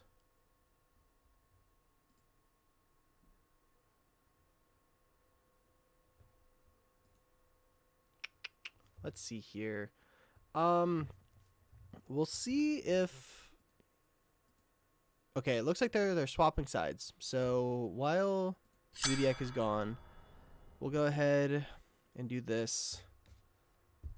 Very professional as always here at the low budget LCS. GoatMilk, they tried on blue side twice, and they said, we're not going to lose this series playing every game on blue. They're going to go red. They're going to try and get counter pick. Probably for their top laner, Resurrection. Although he had it, this last game in the Scion. Guess the Cheezers got to be up there. We'll switch the overlay. Maybe they don't pick mid laner on one. Maybe they've decided that is not the approach. Where is? I don't think I have. Are you looking for a tournament code? No. Well, eventually, but I don't have an overlay that's for 2-0 blue side. So we're gonna have 1-0 for now. I will try to find the 2-0. This be going to MS Paint and you draw a bottle and put the PNG over it. I don't know if the crowd wants to see that. That would be quite ugly. Well, I feel like it's in vogue, right? In vogue. Great word choice here. Yep. Oh, we're drafting. Oh, we are. Are we drafting? Or no. They swapped sides. They've gone. Oh, red. I just saw the Braum pop up. I'm like, what the fuck? Yeah. I don't know what's I don't know what's going on there. If you are a GoatMilk player, what are you looking to? How are you looking to swap things up here? Obviously, you have switched sides, but do you feel like there's any like different prio? Because I feel like the draft order has been kind of the same both games. Do you feel like anything should be swapped up? I think you really need a because I think the where the problems are lying is that the Cheezers have been able to get a winning bot side like pretty much both games, right? I mean, the Nahlas and the Ezreal were a it's a fine combination, but Zeri Braum I think is just better. You have that support counter pick. And you've always been able to get the answer. Well, you've always had them counter pick your mid laner. So I think just being able to like get your laners in more comfortable matchups and let them see what they're playing into, I think is going to help them a ton.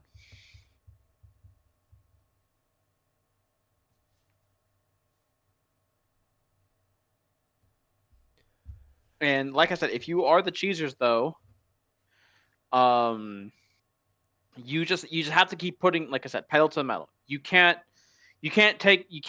have a game just for the memes, right? You can't like, you know what? I just feel like doing some goofy stuff. You have to put pedal to the metal. You have to, finish them off essentially, right? You don't want to give them any momentum going into a game. Going into if they win game 3, give them momentum into a game 4, then find yourself back in a 1-to-1, back in a best of 1.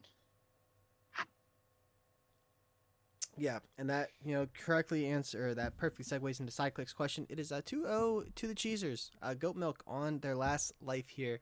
One win, and the Cheezers will secure their first championship. They've made what, 3 finals? Or no, They've made they made finals 2 seasons ago on the Emperors, and then there was the Squeak Squad incident, and now they're back in yes, finals. But this core has made finals before. The organization of the Rat Kingdom just won finals with the Rock Bottom squad in audit, so this could be their second time raising the banner in just a couple of days. yeah, and for some of these players, right, especially Mimir Sticks, it would be his first championship in 10 seasons. Since he won in the Plumbers era in season 6. Um, for people like That's a Toad and Duolingo Owl, it's potentially been a long time coming, right? But if you are GoatMilk, right, there's nothing better to play than a spoiler, right? Like, hey, like now these people think that they're gonna start getting overconfident. They might start getting cocky. They might start, goofing off in games. We have nothing to lose at this point, right? There's nothing to lose, right? If you're gonna go down swinging. Go down swinging. And That is that's the sage advice. Yep. So I expect GoatMilk to kind of throw the kitchen sink at the Cheezers of this draft. I don't think they're going to leave anything on the table. I don't think they're going to leave any kind of pick like, oh, we should have done this, we should have done that. Um, Actually, Cyclic brings up a good point. This would be the first championship for the Cheezers brand. The Cheezers brand has long been pretty unsuccessful. Um, you look at the first iteration of the Cheezers, the good one. We made it to semifinals in the Blue Water draft. We fell short. We tried running it back season 2 and did absolutely horrible. And then ever since then, it just hasn't fared the best. There was the Scuttle Cheezers attempt that went horrible. There Scuttle was incident. the LBLCS draft tournament team that I think went okay, but not super amazing. But this could be a return back to glory for the Cheezers. Draft has started. I will say that something I'm going to predict here in this draft. We've seen the Cassante, we've seen the Ornn for Resurrection. I think we're going to see some spice in the top lane. It could be, like, garlic. It might not be the most exciting, but I can't imagine Resurrection is going to go 3 games to tank and go down swinging that way. GoatMilk's changing up their bans a little bit. Caitlyn has now been banned. Seraphine is also gone, so is Victor. So Karma is up. You wonder if GoatMilk probably then has an answer into the Karma, and I assume if Karma is not banned, they're going to take it for themselves. Right. So if you're the Cheezers, do you kind of play right into their draft? They're thinking about this a lot, and it will just be Unara here for Cuddle Bear. Or the Hunk, excuse me. Very similar playstyle to the Zeri. Obviously not in terms of like the the clicking, but definitely that hyperscaler. Kind of want to play it front to back and just hit what's in front of you. Pretty strong champ. One of Cuddle Bear's better picks. Lucian gonna be the pick and do. Oh, it's gonna be Lucian Milio. This has to be Lucian Milio. Yep, there it is.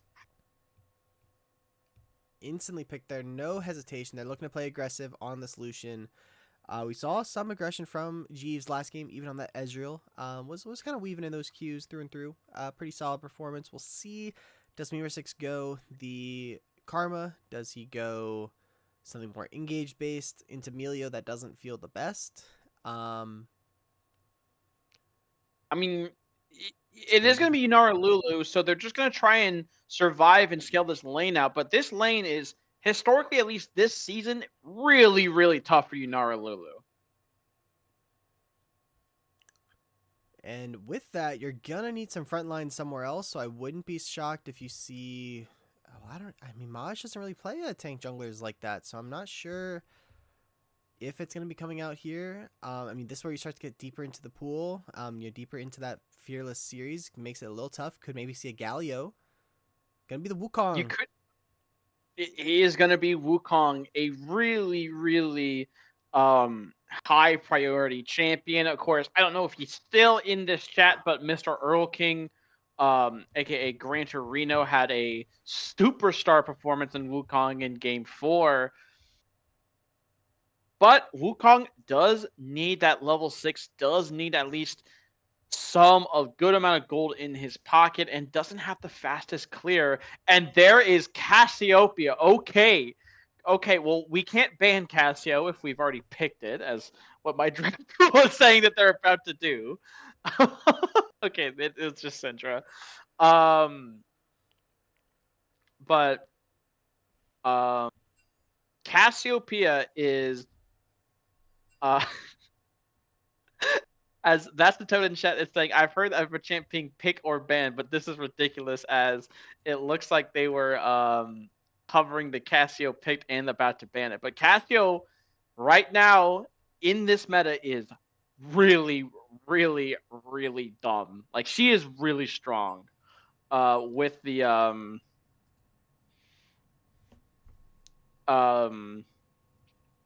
especially with the addition of Deathfire Touch. A lot of your damage, especially in the early game, can just kind of be hitting someone with your E, which is the most damage you can have on the Deathfire Touch, because it is single target. She is a Roa builder, so she does get a lot of that. And they're going to ban the Rise, so a good counter pick for Cassio they're going to take away. And also, if you're GoatMilk, you can now pick your jungler, get your counter pick topside, and kind of do what the Cheezers were doing to you. Like, and this is some really good drafting. Ziggs is gone, Hui is gone, Victor and Syndra are both gone, to a lot of things that outrange Cassio. Now, I don't know if he plays it, but there is one champion that is left up that you could play into Cassiopeia. I don't know if it hasn't really been picked in pro play, but it's this Xerath champion. I'll save my thoughts for Xerath if he gets picked, though. Malphite jungle is going to be the pickup. Really hard matchup for Wukong. Wu really struggled into like any of the tanks, in my opinion. I mean, I've played so much, Wukong comp and solo queue over the last, couple years. So bit of a knower as far as what I hate to go against. Malphite's got to be up there towards the top of least fun picks to play against. Could have gone Sedge, could have gone Maokai. Ivern is kind of an impossible matchup in my mind, but wouldn't have been great here. I like the Malphite. It gives him a go, but Lissandra. Oh my god! This could be. I don't. I know where this is going. This could be I know Lissandra exactly top. where this thing is going. This is Lissandra top lane. This is 1000% Lissandra top lane. Because this mid matchup is awful for Lissandra. Like, it's terrible. Because you can't actually jump on Cassio. Yeah, it's Lissandra top. Let's go. And that gives the little bit of an engage for the Wukong. The Vigar gives support with the cage. And what does Riz have as the counter pick into Lissandra? All the tanks have been picked, dude. We've uncorked. We've gone AWOL now. Like we've lost the plot. I mean, what do you even play into Lissandra? What do you even like want to do into this thing? Who knows? I guess we'll find out. It's gonna be Olaf. Okay, that might be the best thing you can pick into Liz. That's probably the best thing you can pick into Liz. I mean, there's nobody on the side of the Cheezers that can really stop an Olaf. So the Cheezers have they went into the kitchen and started chefing this thing up, right? I mean, they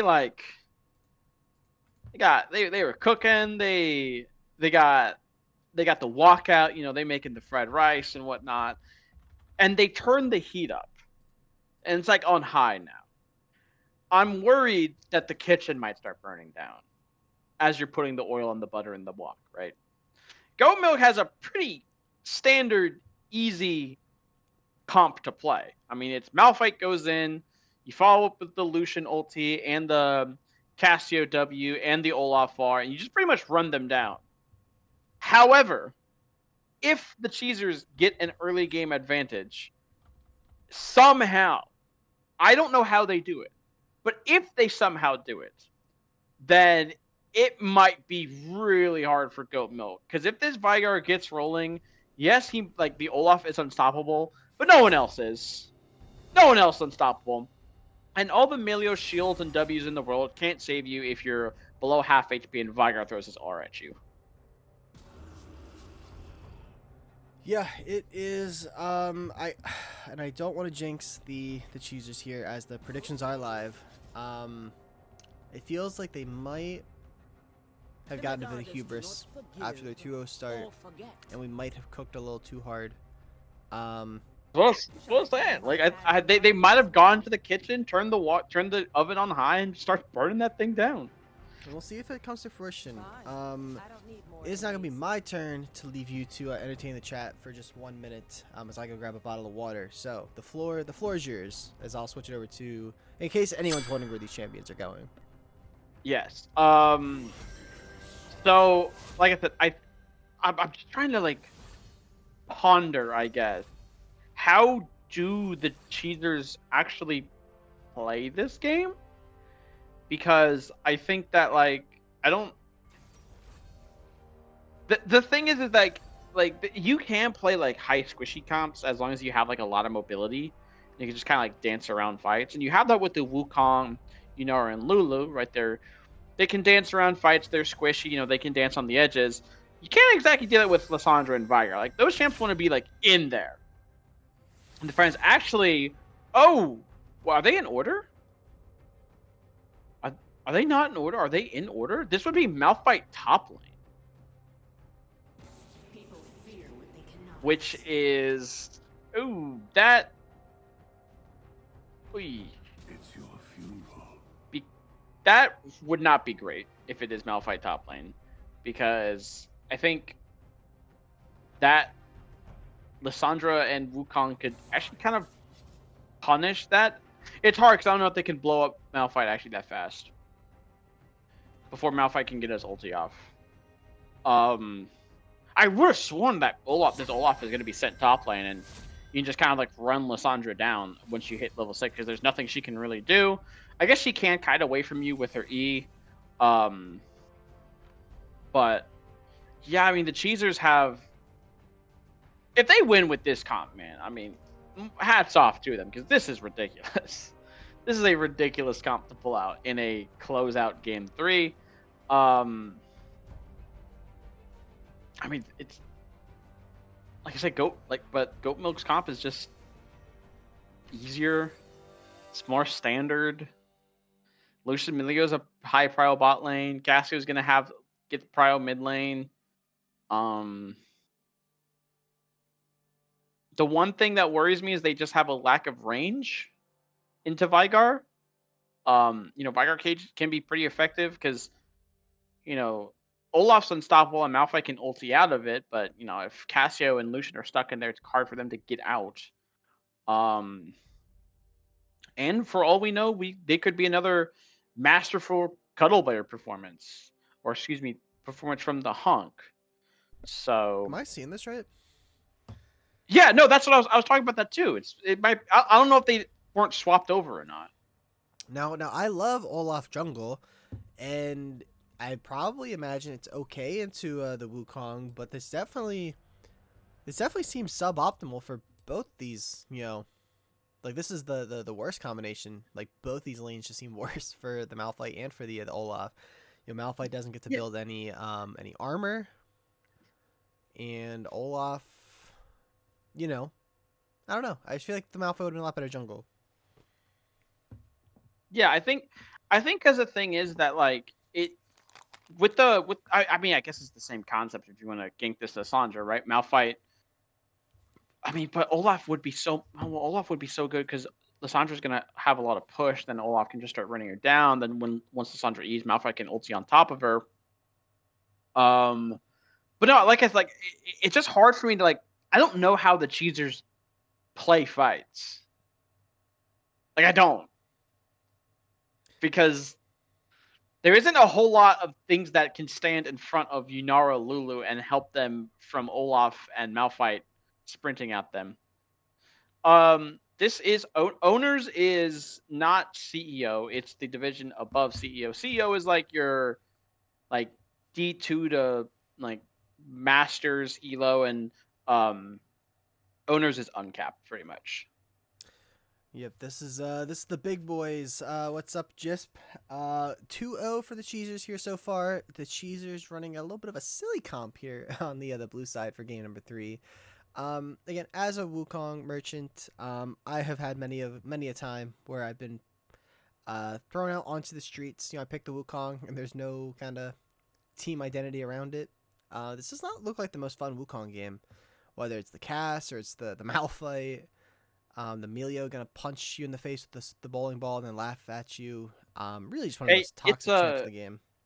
It's World Cup time, man. He's got the soccer ball. It's messy. Oh, you're so right. I don't know why I said bowling ball. Yeah, bowling ball's the Lilia. Never heard of her. Never heard of her.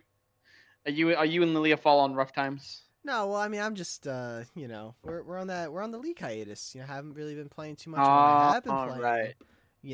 It's been I've been moonlighting as an AD carry. Oh, that's right. I forgot about that. So, well, I mean, you literally mentioned it this broadcast. Like, what am I talking about? It's been a long cast. We also mentioned Zaza Pachulia, so like anything, and Bob Pettit. And Bob Pettit. Don't forget.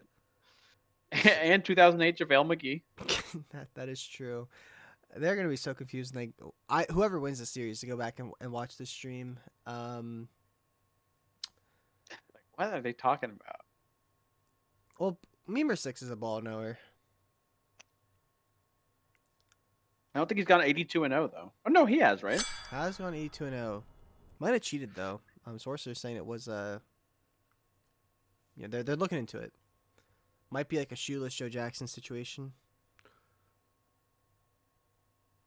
We'll switch over here. It is 2-0. I could not find the 2-0 overlay. I have 2-0 for red side. But that's okay. You guys know as well as I do what the score is. Olaf went ghost, or did not go ghost, which again is another thing that seems strange to me. I feel like you really need the ghost to just kind of run at these guys. We can start off. I'm at 7 seconds. 8, 9, 10, 11. All right, you'll have to give me 1 second here. I'm at. Let me pause. I'll pause at 20. So let me know when you're at 20. Okay. 20. Right. 1, 2. All right, we're good. All right. That's good. That's good. And then we're zooming out. Direct to cam should switches over at some point. It looks a little bit of early game action is going to come out here for the GoatMilk. They're going to walk up aggressively, get a ward on the red, and they're going to see that Wukong is going to probably be starting topside. But they'll also have some info on the other go, or whatchamacallit. Yep. They'll know where Olaf's too.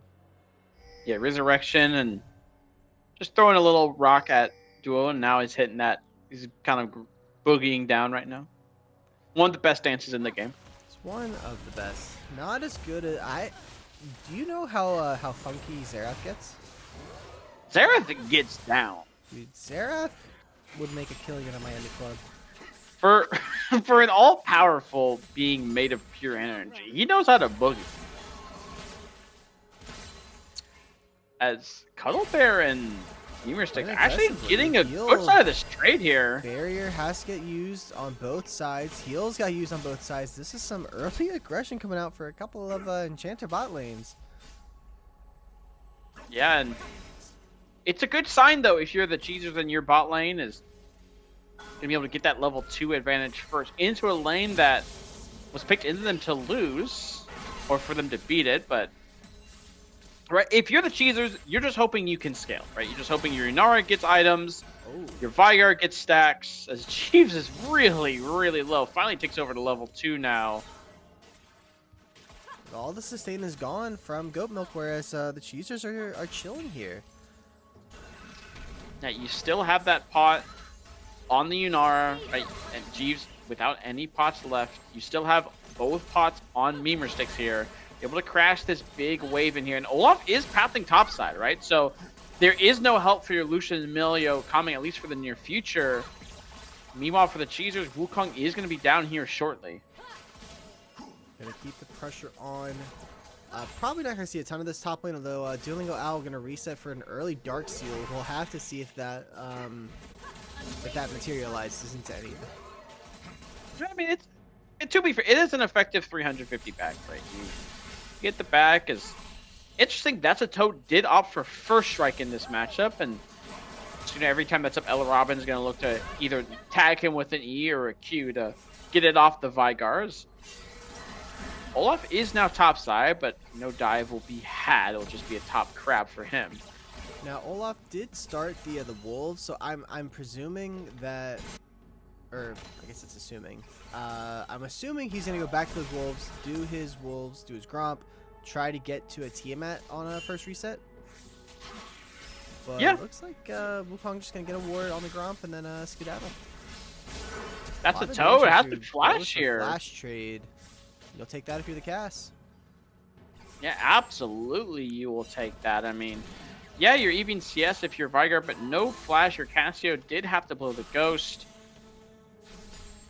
And just trying to scale up in this matchup, but Cassio just kind of the queen right now of at least the early game mid lane. And I feel like this is where if I had this Malphite jungle, that's an instant, time, crunch, right? My Vygar has no flash. Let me get level 6, and then we just kill him. But you don't really have any setup, for the Olaf, and you don't really have any gank for the cast. So it's kind of a little mismatch situation. It's pretty much can you land a Petrifying Gaze just off rip, right? That's pretty much your go button. That's a Toad. And able to just trying to farm safely from distance with that Q, doing what Vygar does best, but Ella Robin really putting the pressure on that the Toad, and we saw in game 1, Ella Robbins did pick up that solo kill onto that Toad, but Olaf did go for a reset, but went for a tunneler, so not going that early item stride breaker that so often you see on Olaf in the jungle. We'll have to see what that's going into. Does Hexblade build into from out of tunneler? I think so, but I could be entirely wrong. Polly is there on a G, taking a lot of damage. Heal is available. Barrier is available. Heal gets popped. Barrier gets used by Unara. Look, barriers are down. By Illusion, so much damage. A flash for Flash. Cuddle Bear not able to pick up the kill, so will be both summoners used by both AD carries. I think he canceled the auto there. That's so tragic. His ulti's going to be used here from Duolingo Owl just to chunk out Resurrection. Olaf is top lane here. Resurrection does have Malphite ulti. It's going to use that ult, doing a lot of damage there. The root comes through. Should be the trade for first lane! blood before Venge can even show up. The flash for Flash is there. Blue team has taken the dragon meanwhile, and just what a play there from Duolingo Owl. Oh my goodness. That's insane. What I mean, no ulti either. He didn't even had the ulti when Malphite ulted him. He just killed him with an E, a Q, and a W. Yeah, that was a play from Duolingo Owl, getting those early stacks on the Dark Seal, and Venge used the flash too, so really kind of missed out overall in that play. Dragon got picked up by Maj, who's just, you know, ABCing on the Wukong, not really making any plays, but that's okay, because you're not looking to make too much happen on the Wukong early. He's 6 here. Venge isn't 6 at all. He's just aggressive here. I mean, Olaf has no flash. I mean, just kind of a frustration play here coming through from Vengeful, who's going to die. Cyclone gets popped. I mean, Cass is here. Cass can do a lot of damage. I mean, you already used the clone. I don't know if that fake out's going to work. Has to flash. Cass has to flash. Or Wukong has to flash from the Cass, but still picks up the kill, saves the camps. I mean, what a crazy sequence of events in this early game. And honestly, from this early game, you would have thought that GoatMilk had the better early game, right? I mean, I know Malphite isn't the best in the early game. He's into a ranged top laner, but he has really good gank setup at level 6. He's able to, you know, get good trades in. You have the Lucian Nami. Cassio's able to get a lot of prio, but just these mental mistakes and these outplays from the Cheezers. Malphite R is nearly up. You can tell that he's going to look for it. How does this interaction work with the Sandra ult, though? She got pretty much like anticipate that it's coming out, right? Like she's got to anticipate that his wind's gonna come out, and then like this is where Malphite's gonna like hit like the dance emote to try and like bait it out. Or yes, maybe this is where you like aura, you flash to bait the Lissandra ult, and then you Malphite ult. I mean, you could do that. I don't know if he'll have the health then to survive, because Lissandra does heal in Frozen Tomb. But Resurrection not being allowed to back here is Duo 20 CS up here on this Lissandra top lane. I kind of want to see it. Oh, there it is! He's just going to go for the flash ult. He's... oh my goodness. Resurrection said, take that. I mean, we're again talking about ethical top laners. Lissandra, very unethical. And that's Malphite, the most ethical top laner. Some would say Malphite is unethical, but I have to disagree. I feel like Malphite's like pretty high up there on the ethicality chart. Malphite is very ethical. Another 20 CS difference here on the bot side. This Yunar Lulu has just had the pressure on Lucian Melio, which was their prio. You know, they picked Lucian Melio. And Maj is here. Maj has no flash. Cyclone is about to come up. Cyclone is coming up. And look, Wukong is tanking. He's going to take the Lulu ult. But actually, Cuddle is tanking the damage. Has the barrier. This gank is not going according to plan. Lulu picks up the first kill. Wukong is going to fall. Mirror 6 goes down. Maj goes down. The flash is available for the cast. Pet Gaze is not going to get the kill. And oh, just a disaster for the Cheezers. Ends up being a 3 for 2, but the kills, one went on to Lulu, one went on to Wukong, nothing for the Yunara. Yeah, it looks so good. I wonder if they could have just slowed that push down just a little bit more, so Wukong could have had his Cyclone up in time for that. Because I feel like if they just instantly go with the Cyclone, get the double knock up, that could have gone a lot better. But that essentially cuts it to under 1,000 gold after the Cheezers had a really nice lead in the early game. Okay, to address chat here, I would argue, now that I'm seeing what this Malphite is building, this is unethical. Building, AP, Nuka Malphite. What do you want him to build? Not ethical. I want to see, true suffering as on Lemur 6's. Yes, flash. Does good flash. Good flash. Showing the hands. That's that jungle practice. That is that jungle practice. Yeah, 13 all-star 80 carry right there. He's had to flash that wall many a times. Too bad that they banned away the Tristana. Tristana. But no, I think I want to see my Malphite suffering. I want them to be full masochist, go full tank, and just be impossible to kill later on.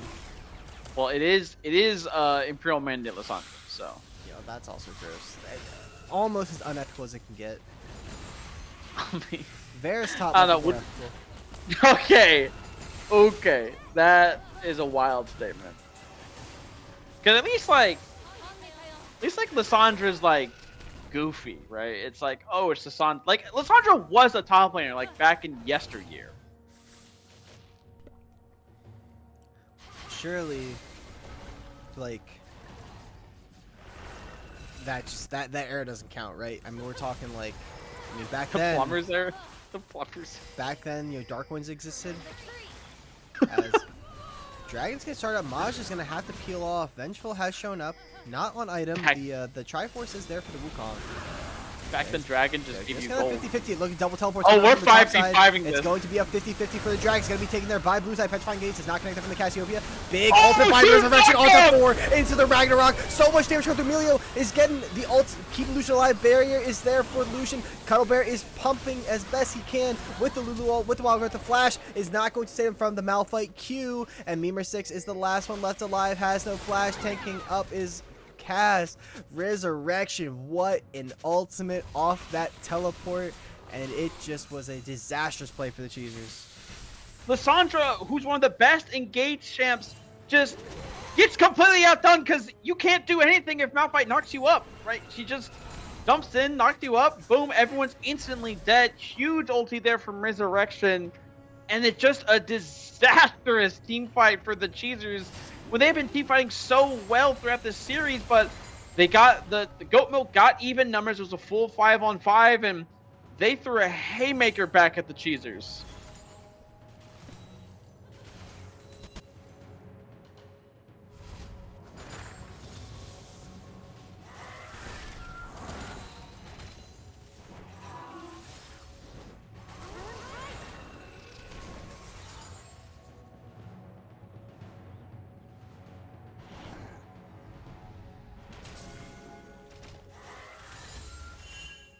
As it's a 30 CS lead here for the Yunara here in this bot lane. Still, again, Jeeves didn't pick up any of the kills, got a lot of assists there. And yeah, Duo, like basically 2 levels down. He's like more like 1.5 levels down to this Malphite. And now that Malphite's ahead, I mean, you pick the Sandra top, you want to snowball, you want to get ahead of him, but he does have this AP, so he's able to do. He's gonna choke. That's a Toad. I mean, has the Ragnarok just gonna go through the cage? Nothing for that Toad to do. You're gonna get deleted. Robin's on a rampage, and meanwhile Malphite gonna go again for the ultimate. The E does get used there by Duo, but it does not get taken after the fact. Rampage for Riz on the top side. Cass picks up a double kill, up to 5-0-3. They saw that's a Toad these first 2 games, kind of running roughshod, but this time it's Robin's turn. Yeah, and GoatMilk is punching back. We said it in draft. They have to, if they're going to go down, they're going to go down swinging. But based on the way this early game is going, they're saying, no, we've got game 4 in our sights. It turns out GoatMilk's got hands. They're going down swinging, but they're throwing some haymakers. Memer is going to get dashed in there by the Lucian. Again, I mean, look at this top side. Just shutdowns all across the board. This Cass is going to be so hard for Wukong to get onto. This Olaf has quietly been playing well. His Cuddle Bear is going to have to use the barrier. Going to get in ult on what they're calling the Wild Growth. Really low here. Back. So much damage back and forth. They can't get onto the Yunara. Can they get this kill here? Jeeves looking to go in with the dash. The kill is there onto the Yunara. Memer6 is low. Nothing for this Lulu to do but fall. Double kill for Jeeves. Yeah, we finally see the power of this Milio Lucian coming to fruition. As that Toad might just be dead again here mid lane. No flash, nothing to do. Vengeful is going to be the one to pick this up. Just going to delay the inevitable with the axe.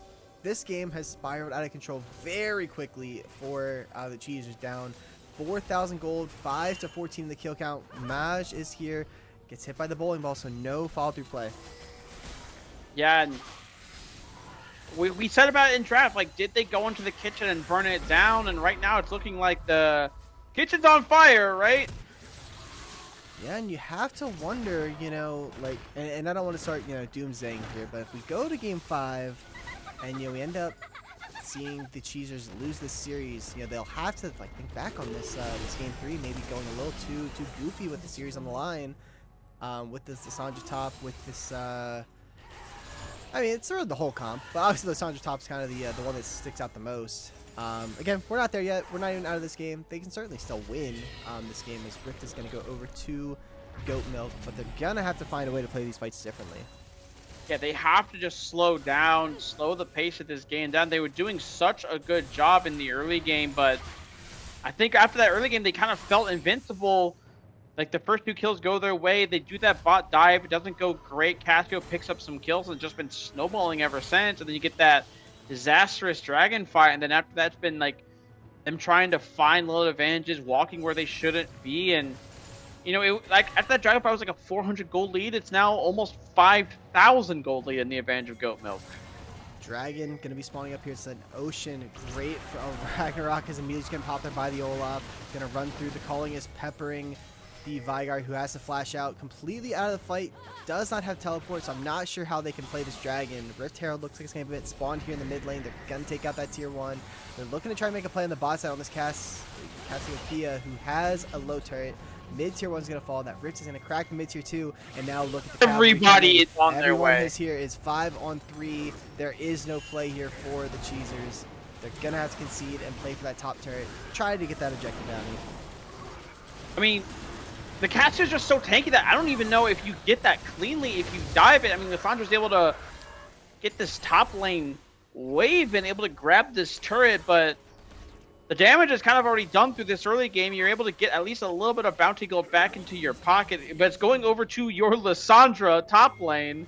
Your Vygar's not at 2 items, and every chance they're getting, they're just throwing people at Vygar. He knows he can't run away from the Olaf, and right now, GoatMilk is really locked in after those first 2, after that game 2, and putting on a show here.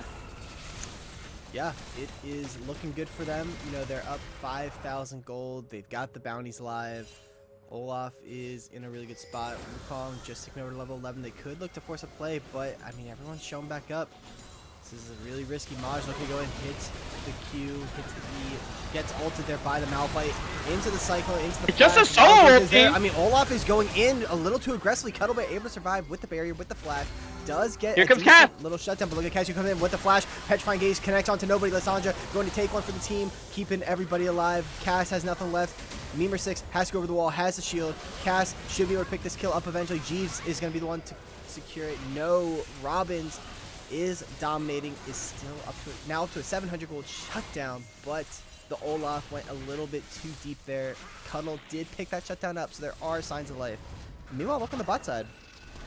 Yeah, that's the Toad just left to his own devices, able to get some plates here on this inner turret. Those are, of course, always going to be 120, so really good for Vygar in this moment. He is up to, I will check his stacks really quick, 197 stacks. So stacking pretty well for himself on the champion, and it just wasn't a great Malphite ulti, right? It was only onto one person. Made the Olaf feel like he could go in a little bit more, died, but Casio just eventually chases them down, got the bonus movement speed from laying the Qs, and gets the slow from having Rylai's. 700 gold shutdown for L. Robbins here. He is quite large and quite in charge this game.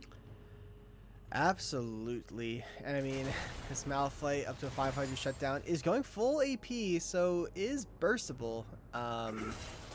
But gonna be hard to catch out the Malphite by themselves. We do see some things coming out down the bot side. Maybe Venge is looking to go in on this this Vygar rather. Drags in about 2.5 minutes, so might not see a ton of action till then. But they're gonna push in this mid lane. Memer 6 gonna catch out the Melio. We just have a 2-on-2 fight here. We've seen these guys scrapping so often this game. Look at where Duo is. Duo. What? Flank of the century, perhaps. They don't know Malphite's here, by the way. Malphite going in. Look at this ult only onto Lulu. Lulu is instantly deleted. Shady goes in. Ultimate is there. Cuddlebear is It's left just the Melio, though. They get the Melio. They get the shutdown, but look, it is now is a 4-on-3. They get the slow. Lissandra is again just going to fall. Gets the 3-man root, but they are looking to go over to this Baron. It is 3 for 1. 80 carries alive. Jungler's alive. And I'm not really sure how they're going to contest this one. Yeah, I mean, Resurrection just kind of like, you know what, I don't even know if Resurrection knew Duolingo Owl was in there. He just decided, like, I'm just going to go walk over there and we're going to fight. And then he was like, oh, Lissandra's here too, but, like, it's Lissandra, so who really cares at this point? It's now a Baron over for GoatMilk. Dragon is also spawning. That's what it's just trying to keep these waves pushed out. And they're all pings all onto this Vygar. This is a very dead Yordle. Yeah, this Yordle's not going to be long for the world. The Miasma can do a little bit there. Good blast cone to keep Vygar At I'm just arm's getting run length, down here, though. Mosh is just gonna get slowed to death. Goes in with the Cyclone. There's no way out, so might as well go in. But it is gonna lead to death. No shutdown there. They were looking for the Vigar ult. Has to flash away there, and Malphite ult is nearly back up. I'm not sure that Toad's gonna be able to survive, but the cage will keep this this Malphite at bay. Feel shady. She's gonna come check him.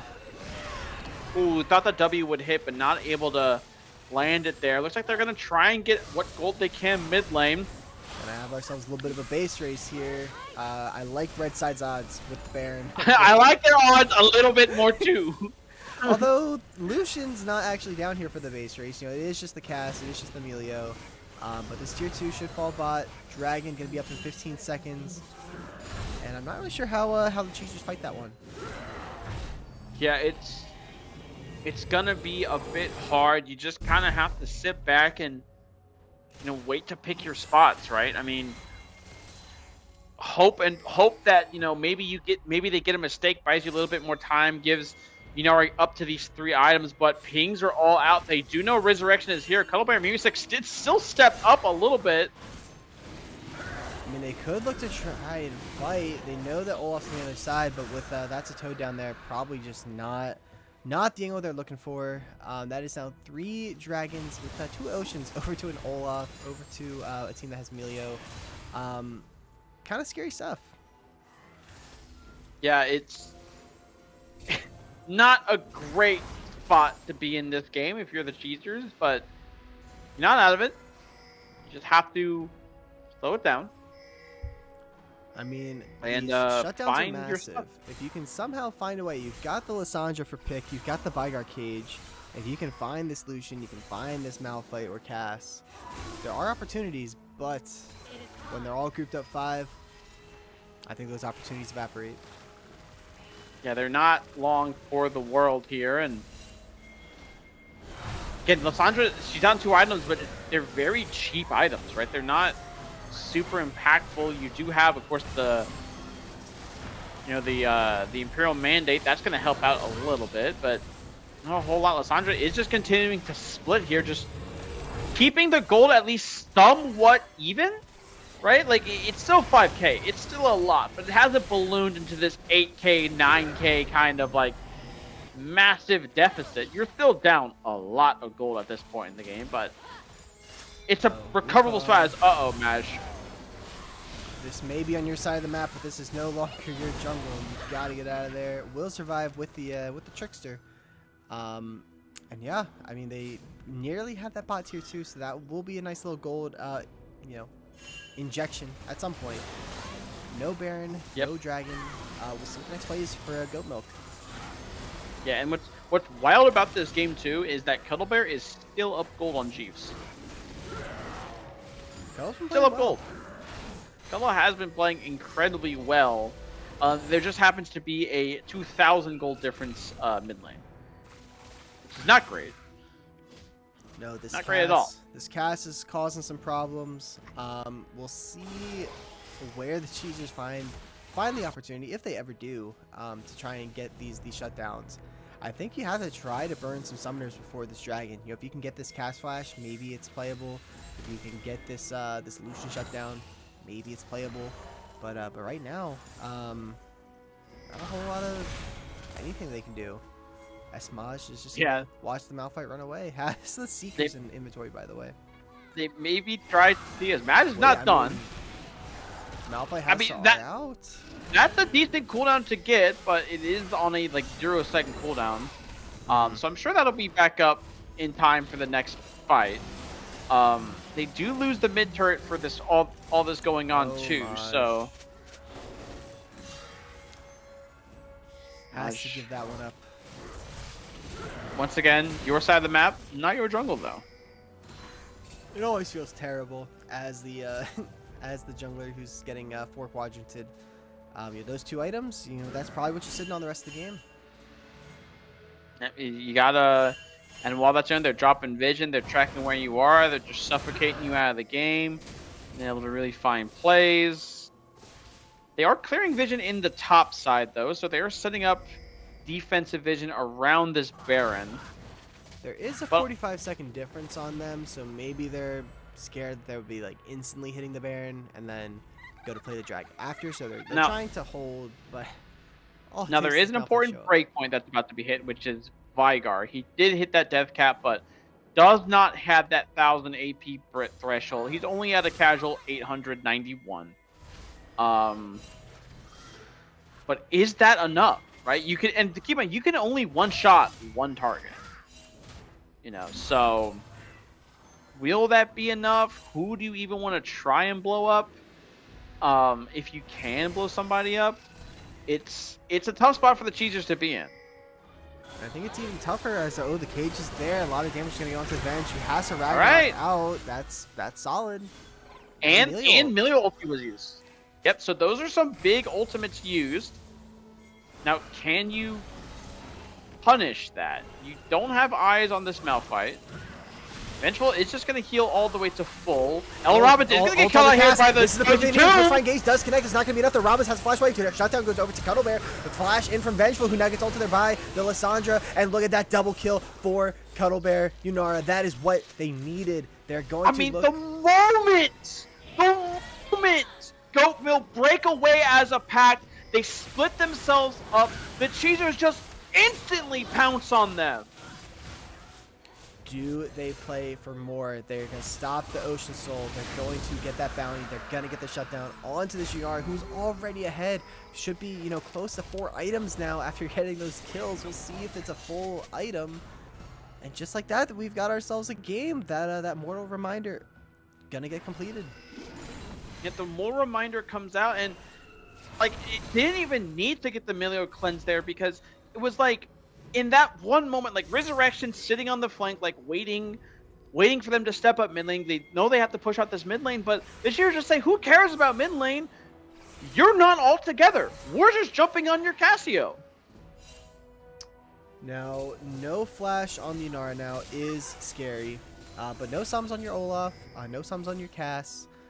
Malphite still has this massive shutdown, does have the Seekers, although Cass had a Seekers last fight too, I think, so maybe just caught out unexpectedly.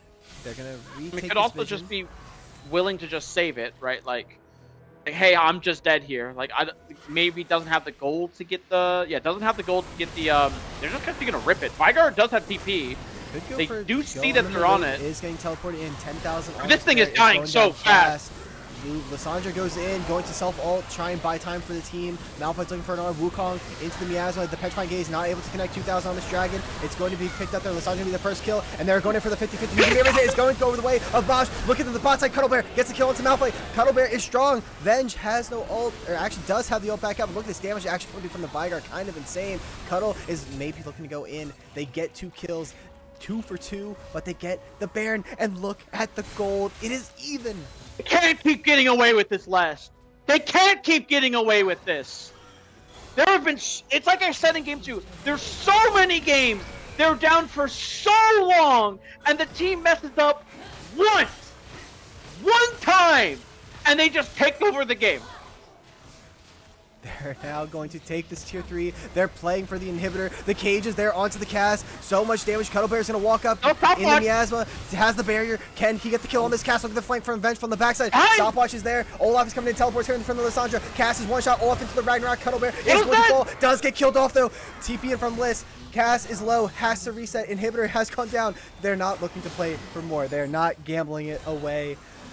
Duo is out, but look at that. They got the inhib. They're up in gold, and the momentum has completely shifted. I mean, all the momentum in the world has shifted. Zeri now actually just sold the GA. Is going to buy a Bloodthirster instead. So just looking for that additional sustain. Cassio's on 4 items. Malphite's on 3.5 items. Does have that finish Zanya's. I mean, my God. Yunara flash up in a minute. They're going to try and play it slow for that. Can they get anything else with this Baron? It's not on the Lissandra. It is on your Vigar. They're pushing mid. Doesn't look like they're going to be playing for more necessarily, but I need to play for more right now. You know, Cass is going bot. They have the infinite scalar. Like, that's the, they have the infinite scalar. This, if anything, it just gives them a bunch of gold and buys them time.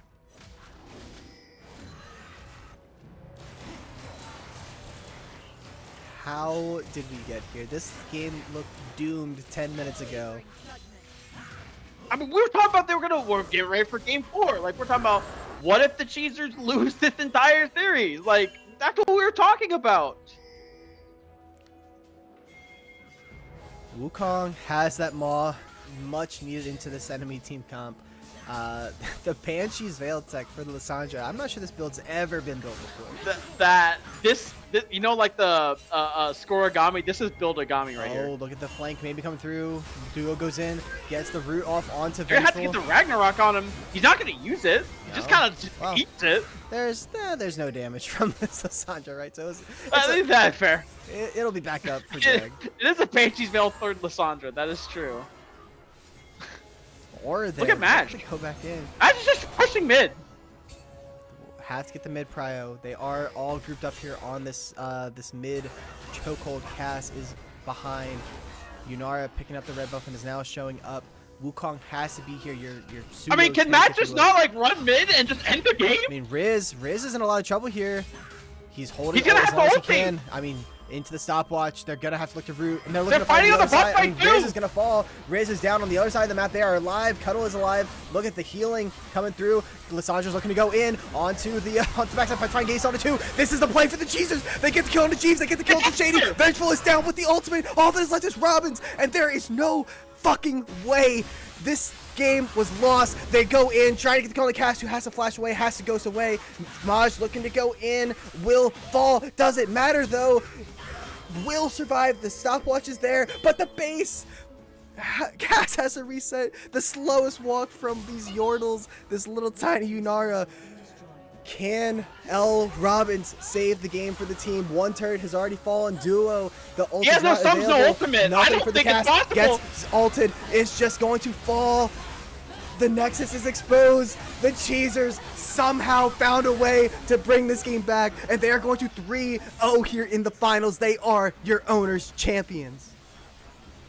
The Cheezers do what they do best.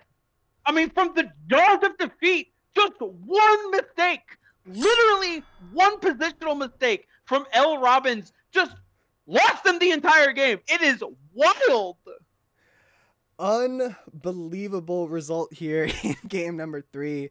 The Cheezers just showing adversity. You know, they held on. That game was looking so rough. That snap engage from the Lissandra Wukong to pick off the Cass, pick off the Olaf, and then immediately, you know, never give back the momentum.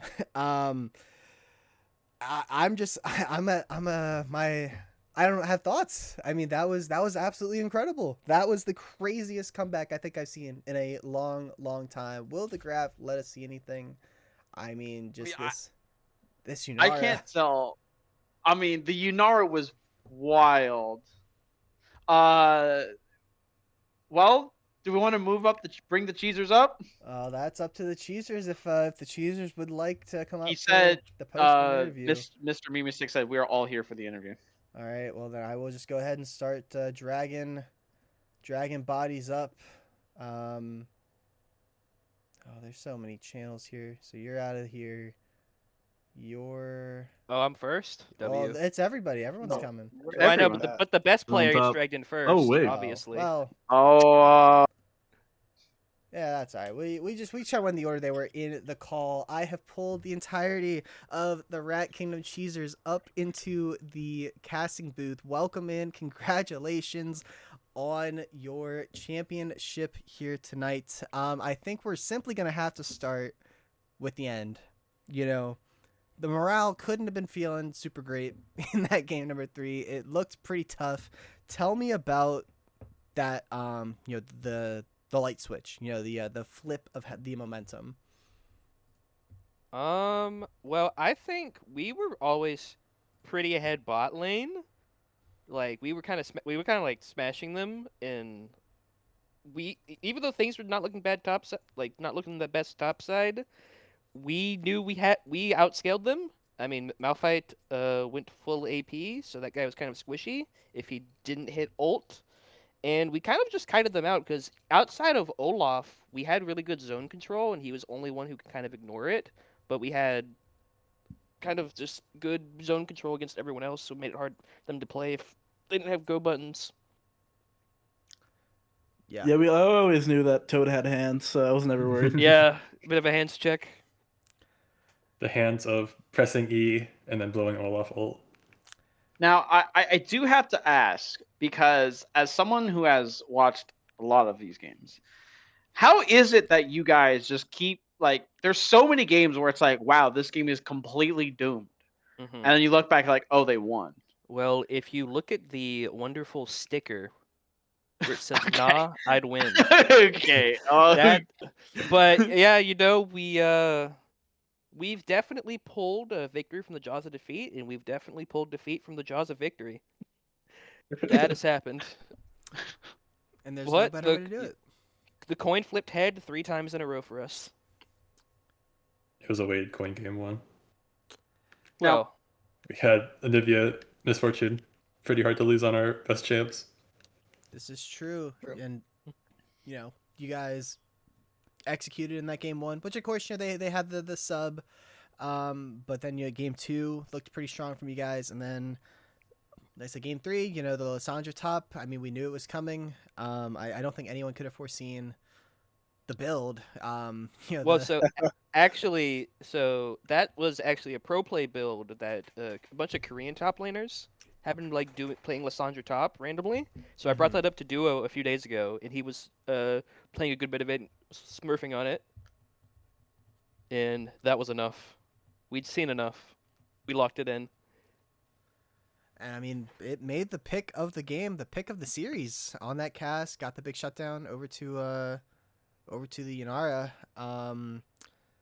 Yeah, I mean, it seems like I mean, you guys really kind of did it all this series. You know, of course, love to see it. I can now finally say that I have won the LBLCS.